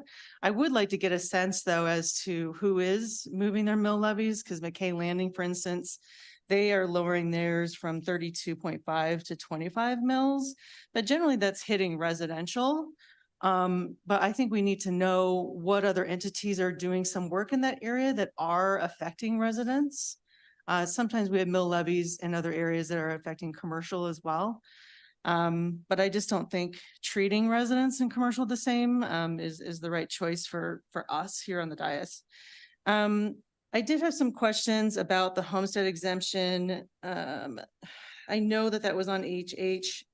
And a lot of my residents really wanted to see if we could act locally on that. So it could be transfer if a person moved. Can we see if the state can add this into the regular session? Because I know that that was part of HH. And I think we also need to dial in what is different from what the state passed than what HH was too. I had a lot of questions from my residents, but any idea on if we can act on any sort of homestead exemption that could be transferred? I'm going to jump into that one just really, really quickly. I mean, we talked about, so legislative breakfast is coming on Friday. This is a great question. One, the big ticket items that, because of the impact being minimal from a local level, those big ticket items that the legislature could look at that would have immediate impact. Not only the Homestead Exemption Act, and quite frankly, that's where we started getting the idea in order to do that coverage, because if you remember, and it may not be far off, that's one of the first programs, one of the first 5 programs that historically the state legislature cuts when they're short, is the homestead exemption. And there was a time to where it cut and Broomfield said, no, not for our residents. So again, but the 150, having those impacts at the state level from a legislative perspective, that would be great for you to ask on Friday. Another great question that we could ask our reps on Friday is help us cut the car insurance rates that are the highest in the country. Help us cut the health insurance rates that are the second highest in the country. And make the senior exemption permanent and portable. Absolutely. So, I mean, again, from our perspective, what can we do? We can say, here's where we stand. Help us make this happen, right? But again, from a local level, having those coverages is expensive short-term and long-term. And if I could just add to Manager Hoffman's comments, and that is as pointed out, the legislature is contemplating whether they might do something and change the amount and also increase the portability. That has been talked about in the last session, will likely be talked about in this session. So we all can hope, we all can talk to our legislators and do those types of things. One thing I would just note that's kind of related to your question is back in October, when all this was kind of being moved around, Douglas County thought about and tried to create a slightly different valuation system. And then, of course, part of the whole property tax system in Colorado is set up so there's fairness from county to county.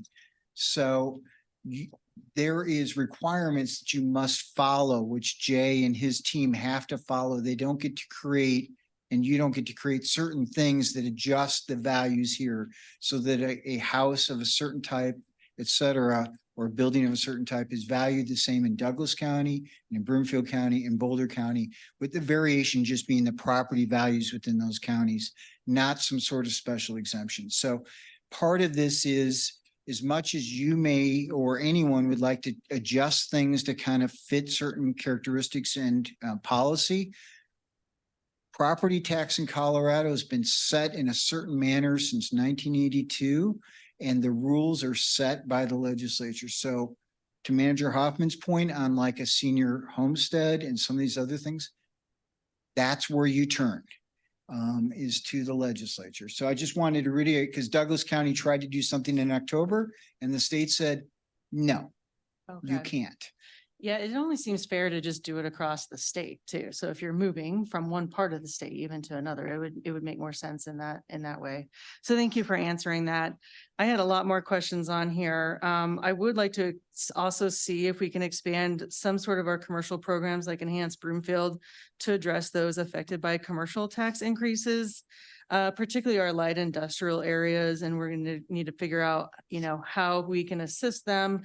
I was really shocked that our restaurants actually weren't going to be affected as much. So we see some discrepancies on different businesses being affected differently on those property taxes. So I would like to expand something at least because the state didn't even touch, these commercial property taxes. So I feel like we have to do something locally for our local businesses. And I would like us to just sort of flesh out just some different levers. I don't want to make it too complicated.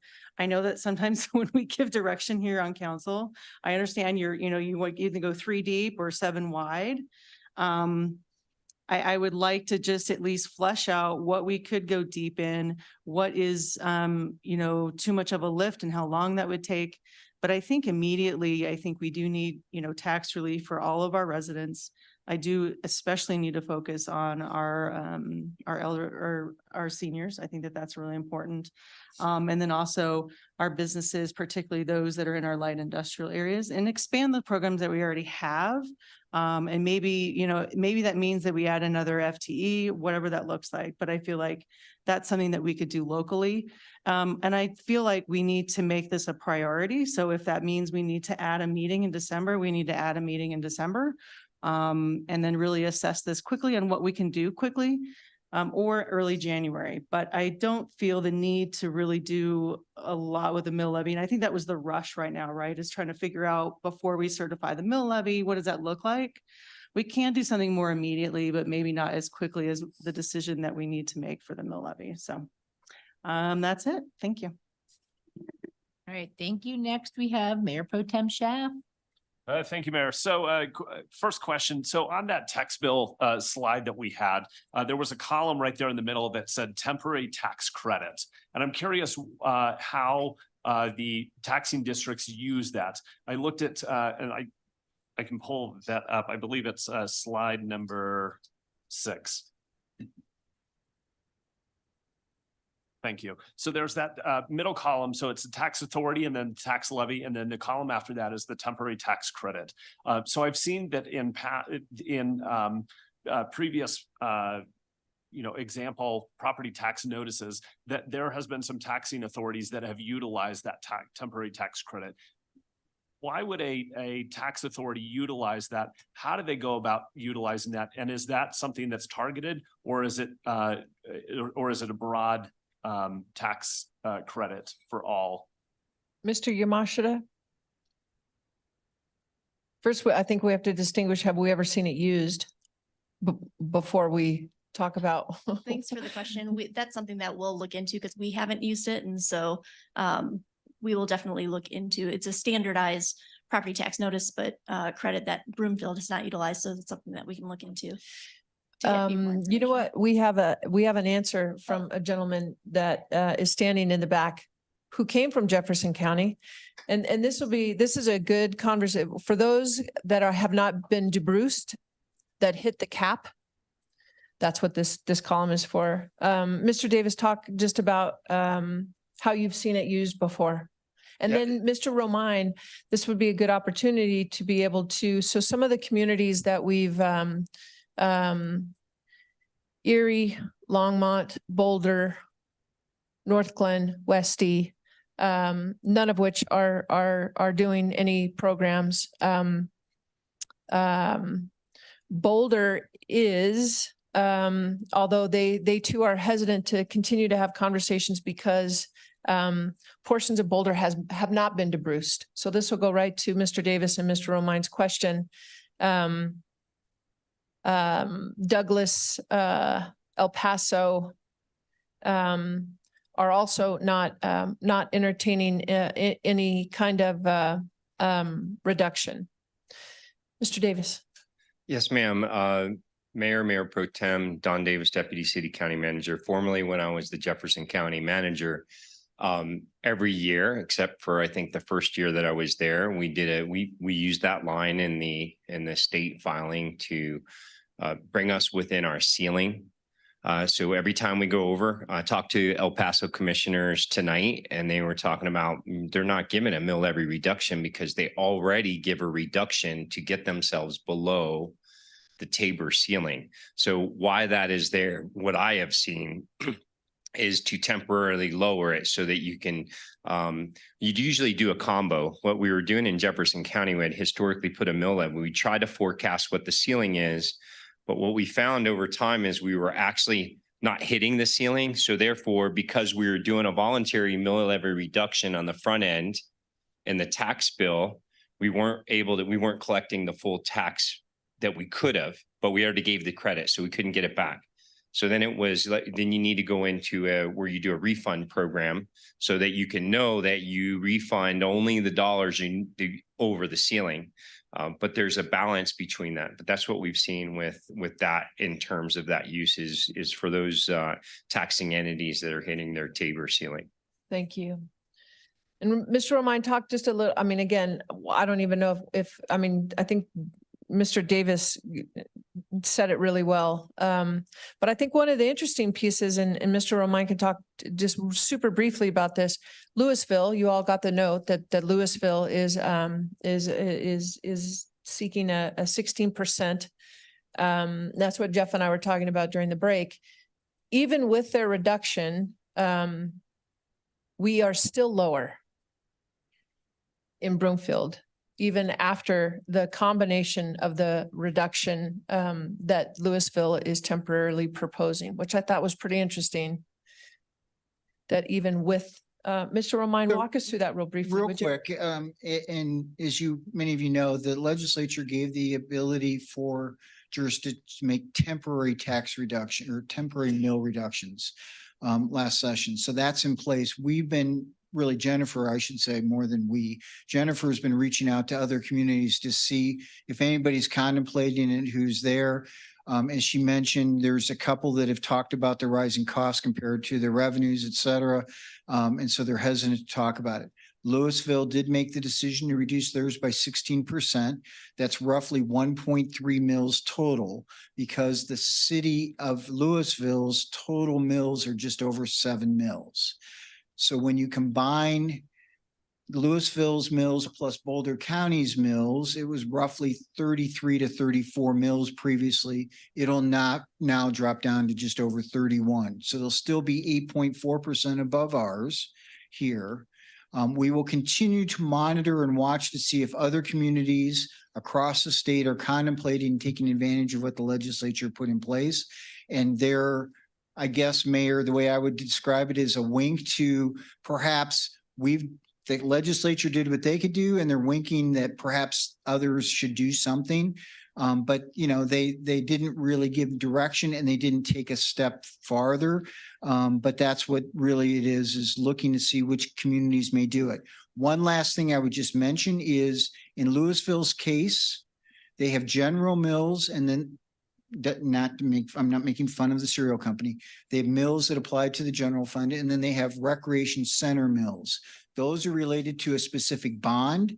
Those are oftentimes used by schools also, and those are referred in certain circles as floating mills because they have to make the bond payment. So if the revenues go up, the mills can come down so that you make the amount that you need to pay for the mill. So part of what I believe Louisville is doing, based upon the information I have, is they're taking advantage of starting that floating mill and then perhaps a small reduction on their general fund mill.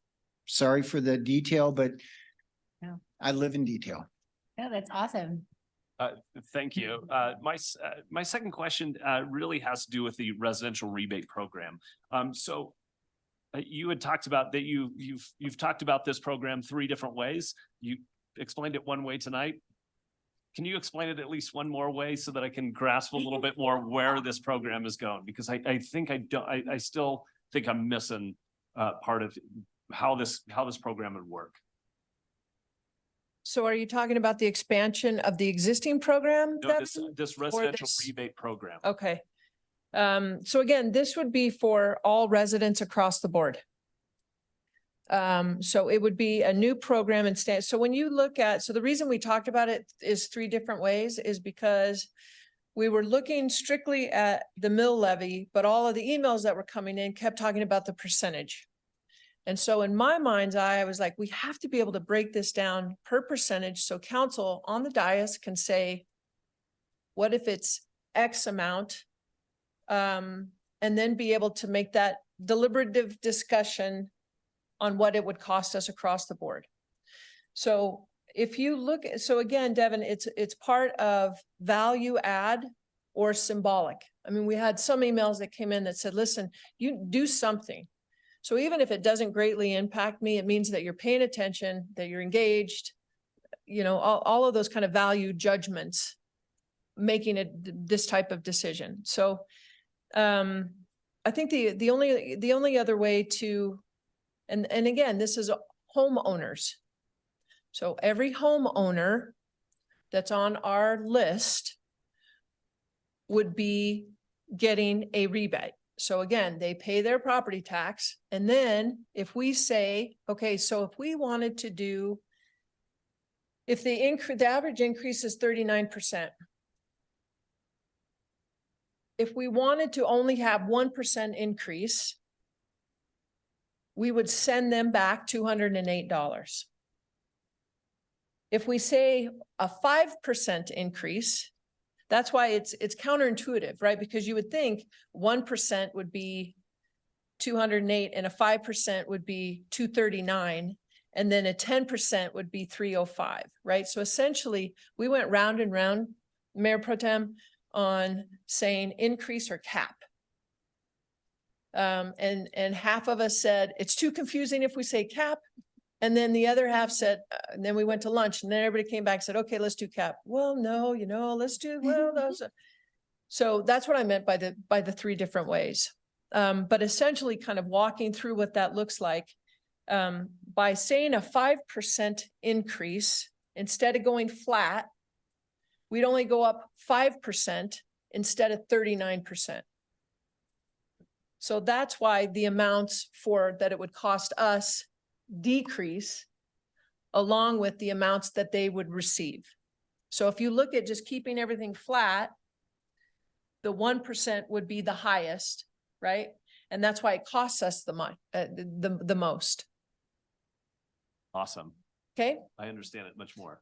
Awesome, because Thank you know what? It only took us about 2.5 hours and we had to have a hard cutoff for us to stop having this. So good. So 1 cent.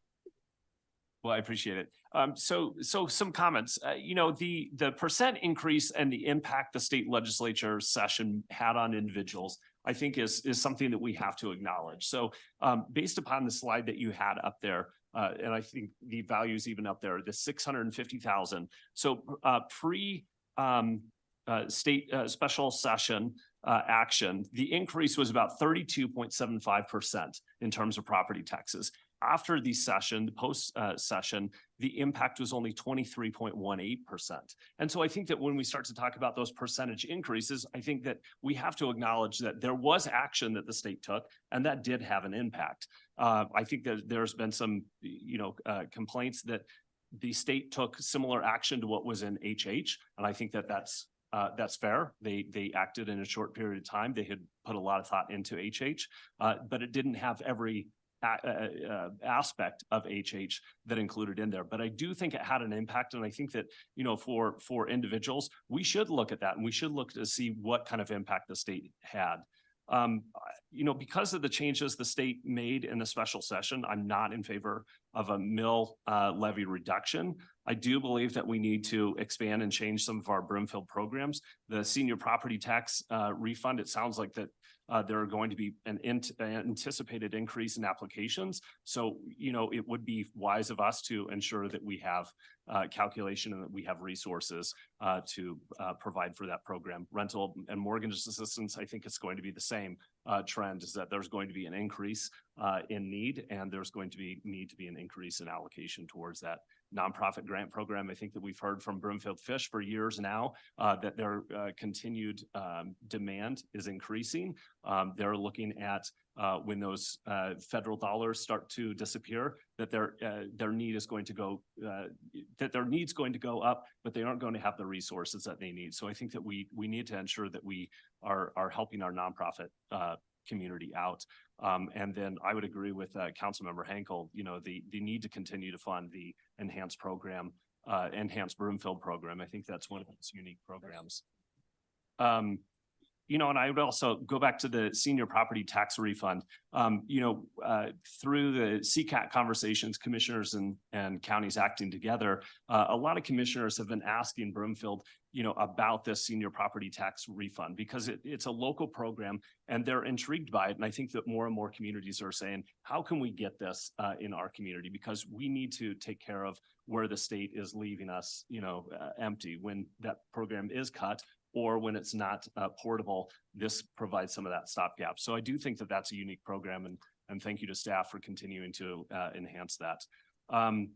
So we talked, earlier this year about applying some of our unallocated funds towards police and courts. And I think that we had that conversation. And I would really ask that some of our funds be allocated towards library, arts, and history.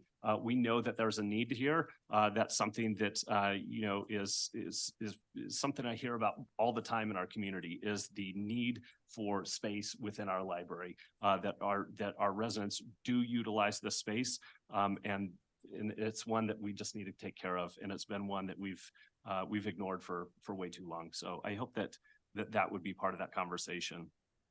And the last thing is just a clarification on Councilmember Henkel, in terms of the timeline to make these decisions. So the mill levy, if there were any changes that would need to be a decision that's made before middle of January, I believe, correct me if I'm wrong, but some of the other programmatic conversations, those don't have to be made as immediate.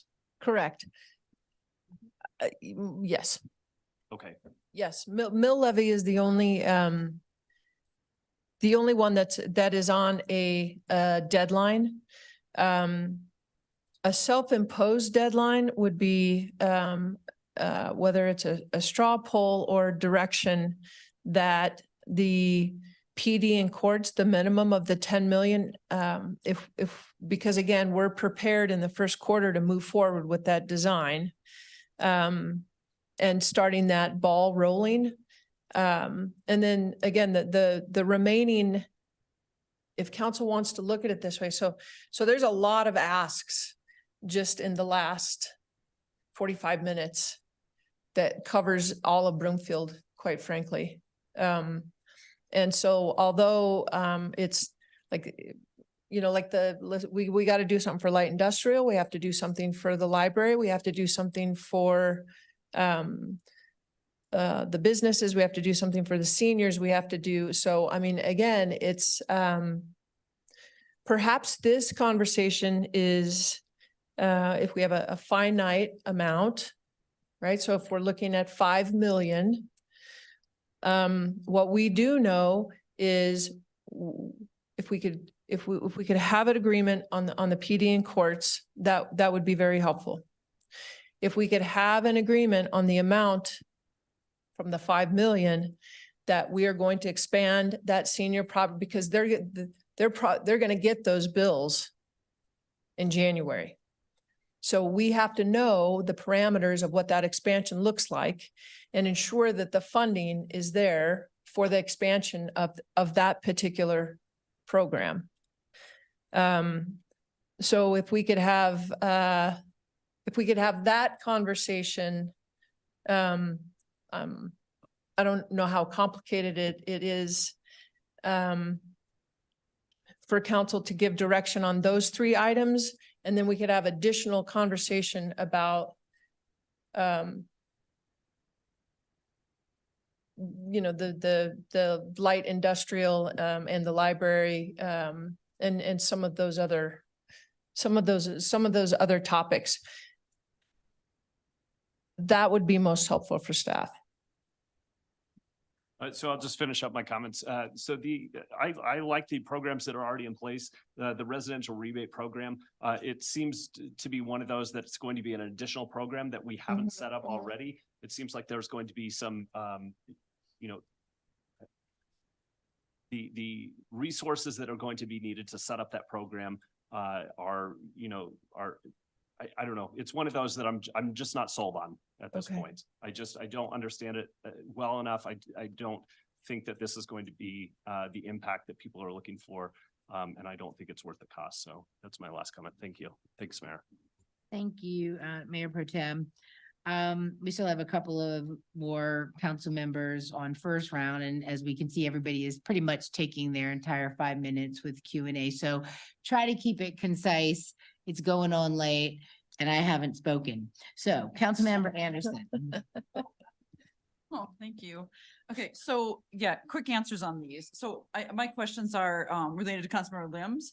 Because property valuations that we are being taxed on are above our current home values, which is a key piece that I'm looking at. So can we do a temporary mill levy reduction for just the 2 years where it goes back up and isn't affected by Initiative 50? Can you do it temporarily? Is that this what Councilmember Schaaf asked about on that temp tax credit? Would that be like a temp reduction? You can do a temporary or a permanent mill levy reduction, but it hits across all, you Right. can't segregate out. Right, okay, so you could do it temporarily, okay. And then can we do a temp tax credit on only residential, or does that have to be also consistent across the board? Has to be consistent. Okay, all right. Member Anderson, you're talking about the statutory one that would be listed on the property tax bill. Yeah, that needs to be consistent as well. Okay, so there's no way to do the temporary mill levy reduction without it being across the board. All right, can we apply some type of like a flat decrease in valuation rates on all single family reduction residential properties? Is that also prohibited? It's a state, that's assessed okay. rate is up to the state. Or, okay, just off our properties. Okay, so there's really no way to do this temporary reduction. Okay. All right, so the majority of the feedback that we received was asking for property relief. That was what I gathered, whether they were asking for specific to the mill levy reduction, not seeing all the nuances, maybe through the form of the rebate. I think that would be somewhat equivalent. It's just having to have the money first before you get the rebate. So I have a question about that rebate. If a lot of us have escrow accounts, so if your taxes are paid from an escrow account, does it go back to the escrow account, or does that become a check to you that you have to put back in the escrow account? Because it might be kind of a buffer in there, like where you're paying your taxes, but you're always carrying a balance in the escrow account. So I see that as maybe being doable. Quick way that we did it with the tax credit program that or the tax rebate program we currently have is we pay the taxpayer, not the escrow account. So where it's going directly to the individual. And can you put it back into the escrow account, or is that more complicated? Complicated, no. No. Okay, that's a no. All right, that's helpful, but it's still better than no relief. And then I think something really important that I want to point out is it almost feels like we need to keep the single family homeowner situation separate from the renter situation, and just say like, if your taxes went up as a single family homeowner, you're paying more, that you should, that relief needs to be given to those single family homeowners. So I have a question about the rental increases. So understand this increase. And so so first question is, did commercial residential properties also increase around 40%? No. No. Okay, so we're not gonna see, do you know how much about? Do we have that chart?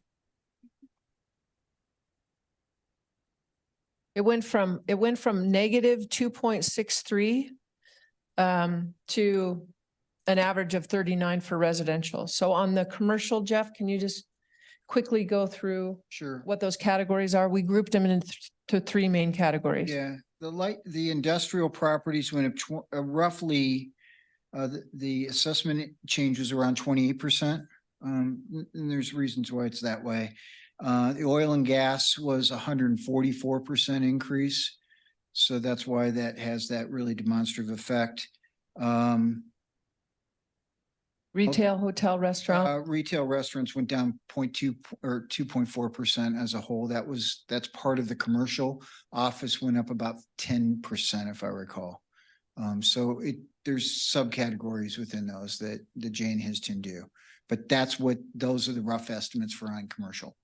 Okay, because there's this kind of concept, this understanding that any increase will in the commercial residential would undoubtedly raise rents.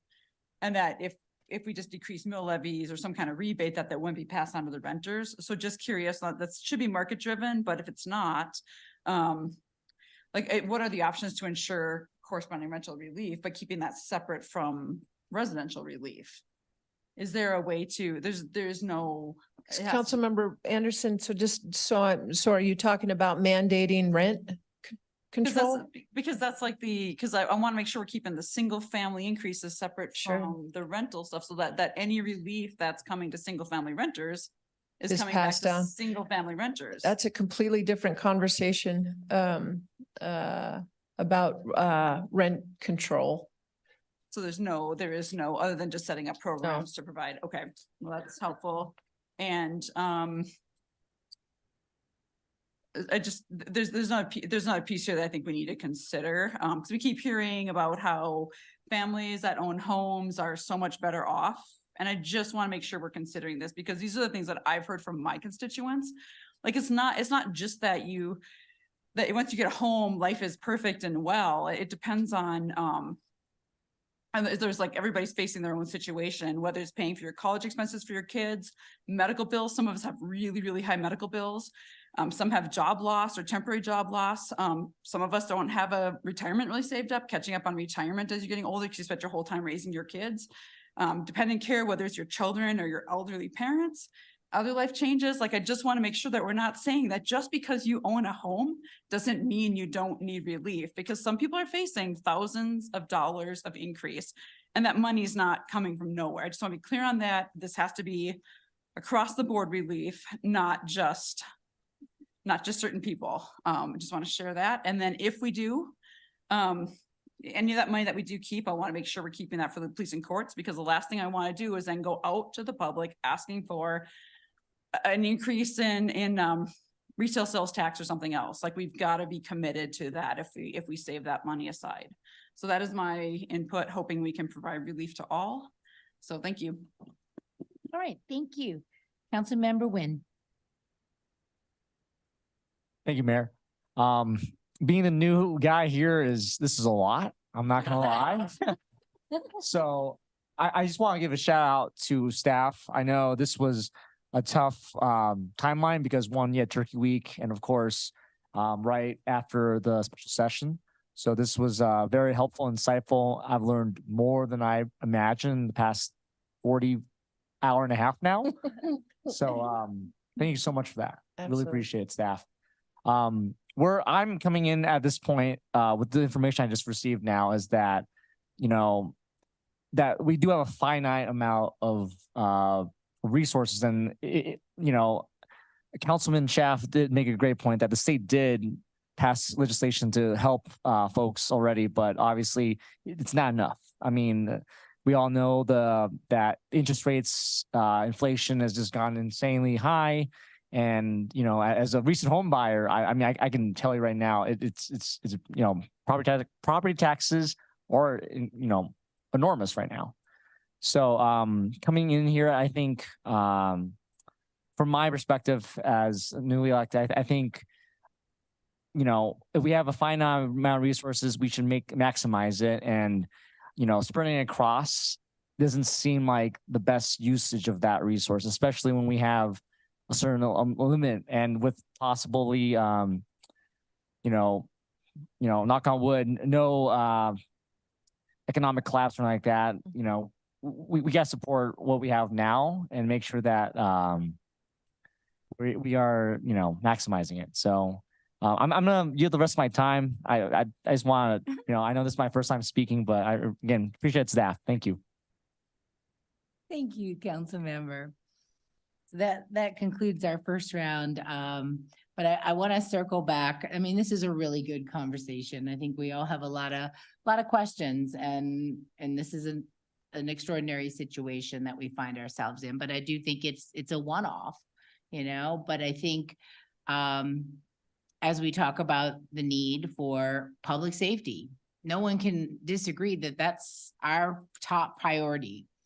And being the fastest growing county, we've needed to expand our police department, our emergency services, and the space that they're in has not kept up with that growth, and it's continuing to grow. I had a conversation with Manager Hoffman today that we really need a detective, but there's no place to put the detective. they don't even have the space for another vital employee. So to that, I mean, would you like to help me impress upon folks that this is not something we can kick down the road? I mean, when your evidence storage is maxed out and it needs to be in a certain, secured area for chain of custody, you can't just move it. So this is critical infrastructure that we need. And as everyone knows, the small sales tax was shot down. So we know we're not going to be able to ask for that money and we're not going to get it. And so my feeling is, we have to prioritize public health and safety, number one. If we let that slide, then it won't be the Broomfield that we love, and want to stay in. So I think that's something to really think about. And I don't know if you want to add anything to that, but I know the chief is, really, really dependent on this. I have nothing to add. Yes. Yes. And yeah, and yes, that. We've So, doubled so in again, size. if we can, yes, and it is, there's a reason that we are in the bottom for crime rate. Right. And We have to increasing. invest. We have to keep investing. Exactly right. Yep, yes. And so Mayor, with all of the other, the moving parts that we can talk about as we move forward. So I just want to be really, are we confident enough to move forward with the minimum of 10 that we will be setting aside for the police courts expansion and operations commencing in January 2024? Is council giving direction to expand the existing senior veterans DDI community to increase that AMI amount? So we're anticipating going from 1 million to 3.5 million. Are we confident enough with that direction? And then increasing the rental assistance, which again, that's going to be, that's going to require additional conversations to go from a Bridge the Gap program to a sustainable rent assistance program, and what that looks like. That will take us a little bit longer to stand up. And then we'll come back to council with an update on the first-time home buyers so that we can also have that in a public setting, and then have additional conversations about other areas of support, and perhaps those conversations, library, arts, culture, how we do increasing support for the business and commercial, be part of the council focus session in March.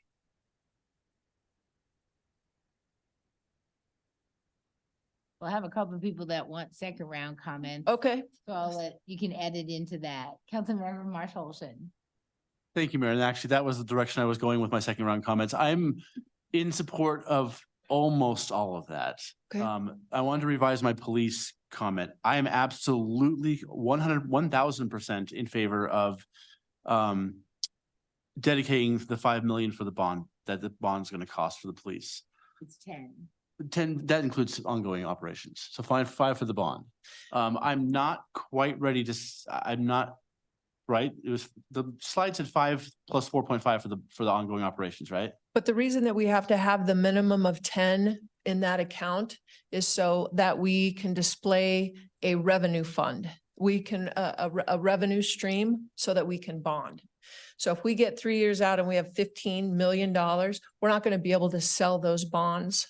We have to have, we anticipate a minimum of $10 million a year for 3 years in order to be in order to sell those bonds on the municipal market.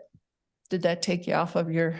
Yeah, that's a fair point. I'm thinking of the other things that we have, the business assistance, the library.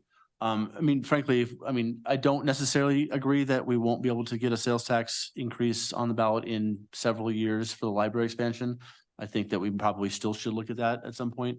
And I don't know, I mean, originally we thought about doing the police was gonna be done through that. So that was kind of my thinking. But I understand what you're saying on the 10, so I'll be good with that. So. Okay. Right. Thank you, Mayor. Thank you. Councilmember Henkel. Kind of typing out my thoughts. I won't be too long tonight. I'm okay with supporting, safety. That's not an issue with the 10 million. The only issue that I have is with the seniors. I just want them to have a valuation exemption versus or an AMI. I just think we just need to flush that out a little bit more and actually ask what the seniors want, because that's what I'm hearing that the seniors want. Their value is in their homes. I think also too, we need to really think about, because these houses have gone up so quickly, part of it is due to the market and their housing stock. We don't have enough housing stock across, the board. So part of the answer also needs to be, we need to look at and try to figure out if we can create more housing stock so that we don't see something like this again. So that I like rental assistance. But I also think too, we need to invest in some sort of income aligned housing, and more so out of that money, because that's the reason why these housing prices have gone up so much. So I feel like we're narrowing it down, but I feel like within like the seniors and what they need, I feel like we need to dive into that more. I know we have to do that fairly quickly, but that I'm not hearing necessarily to increase their AMI per se. But I do think that if we're going to have an increase because of property values and it's a housing issue, that we should also have an answer to that housing issue if we have all that revenue. So that's my final answer. Thank you. Thank you. Mayor, can I clarify again? I don't want to miss the mark on any of this. So I didn't understand the asking the seniors, help me understand that piece. So not increasing the AMI, or I don't You do understand. both. I mean, seniors are not going to come to you and say, I am making 120% AMI. They're going to come to you and say, I have a lot of value in my home. And so when we give them relief, it's based on the value of their home, right? So if we give an exemption. It's average median income. It's income qualified. Yeah, and the value adjustment is a state so we're never going to be able to do any value adjustments. Okay. Again, essentially what it is we're saying we're not going deep, we're going wide. So they don't need to know the equity in their homes. What they need to know is what their income is. And that's why we walk them through with the applications, but targeting 60% AMI, doubling that to the 120% AMI, essentially that's going to double that. It's going to double that program. Parameters will all be the same, right?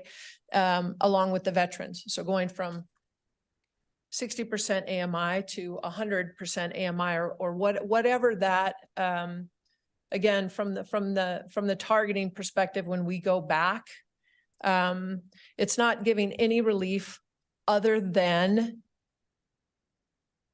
the tax relief. Right? So again, it's not helping them on their valuations. It doesn't have any impact on their equity or not equity.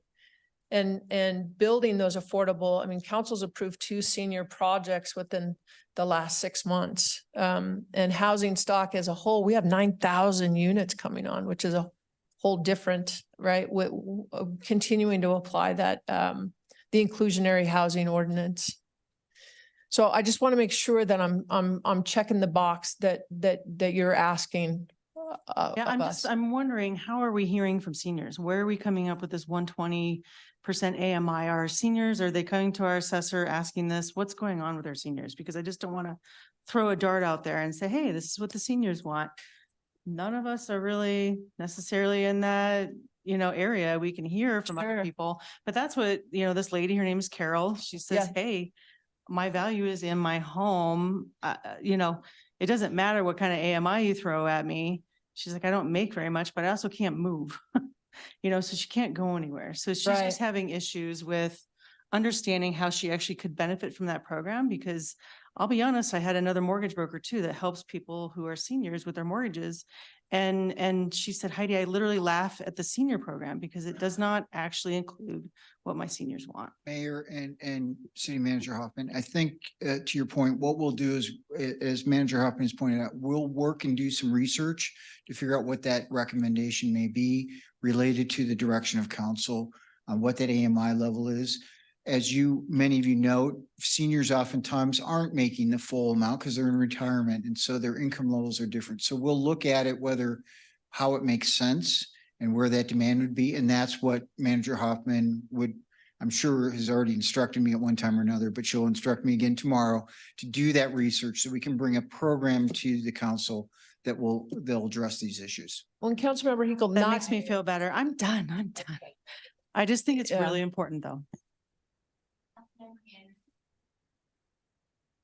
Okay, so my takeaway, just for our constituents out there, my takeaway from the discussion is that for some of the most impacted residents who you can go back and say, oh, your house became worth more, but you are now paying a few $1,000s more, that we're going in a direction with no relief. I just want to make sure that's clear and on the record, because that is not the direction I want to take. But that's what I'm hearing, is that there will be no relief for the people whose property taxes went up the highest. That's what we're saying here, right? all I can do is summarize what council has said thus far. That's what I'm hearing, is that there are people whose property tax bills went up several $1,000s. The relief would have been minimal because the state needed to act. It was a 1% decrease from the state plus the $55,000 off. That was not huge relief. And the minimal part that we could do there, unless your AMI is a certain level, you won't be getting relief. That was not the direction I wanted to go, but that's what I'm hearing. Right? That's what I'm hearing. Okay, thank you. Just to clarify, there is no way to target to, oh, your increase was 30% and more, right? Just to clarify, you can't do that, right? No.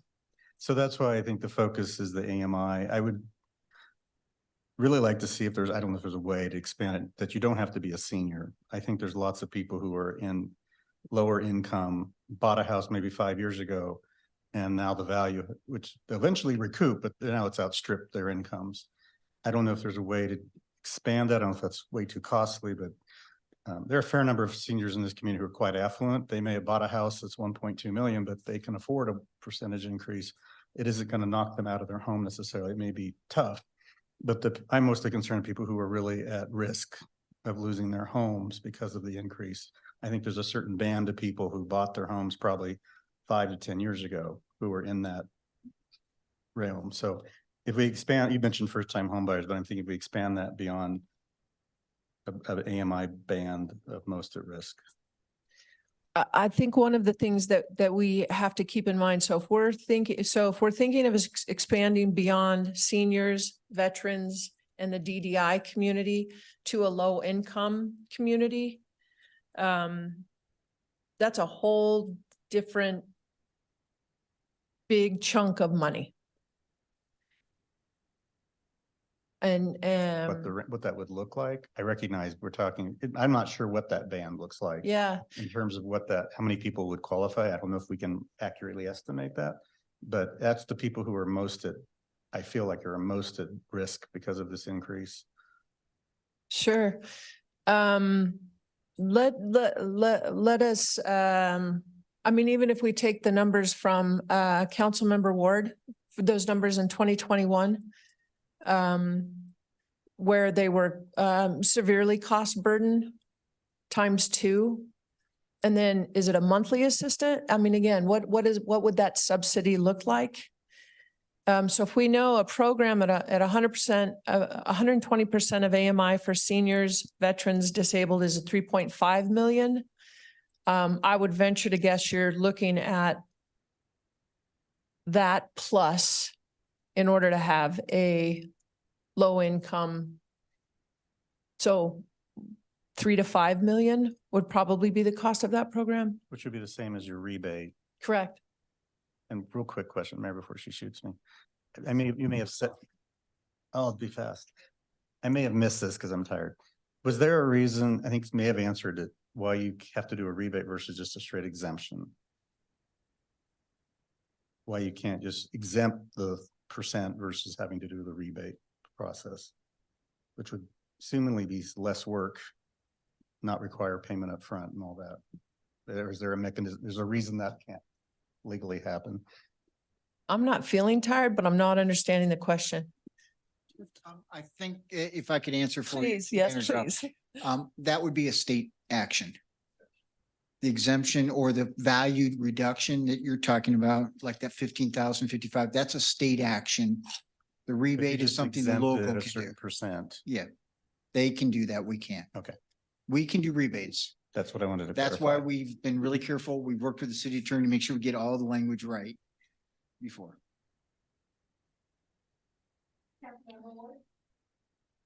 Thank you, Mayor. Just going to be really quick with this one. Yes, I am supportive of putting away the 10 million for the PD and courts. I know they're well over capacity.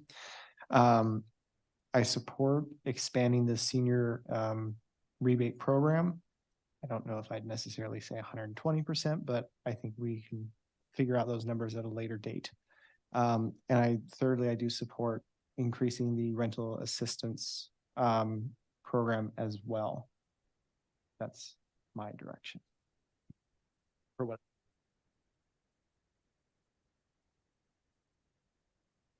Thank you, Mayor. Also taking this opportunity for direction. Yes, similar to Councilmember Ward, I don't think necessarily 120% is necessary for seniors, but an increase in that from 60% would be very much welcome. Increase in rental assistance and certainly again for PD and courts. Thank you.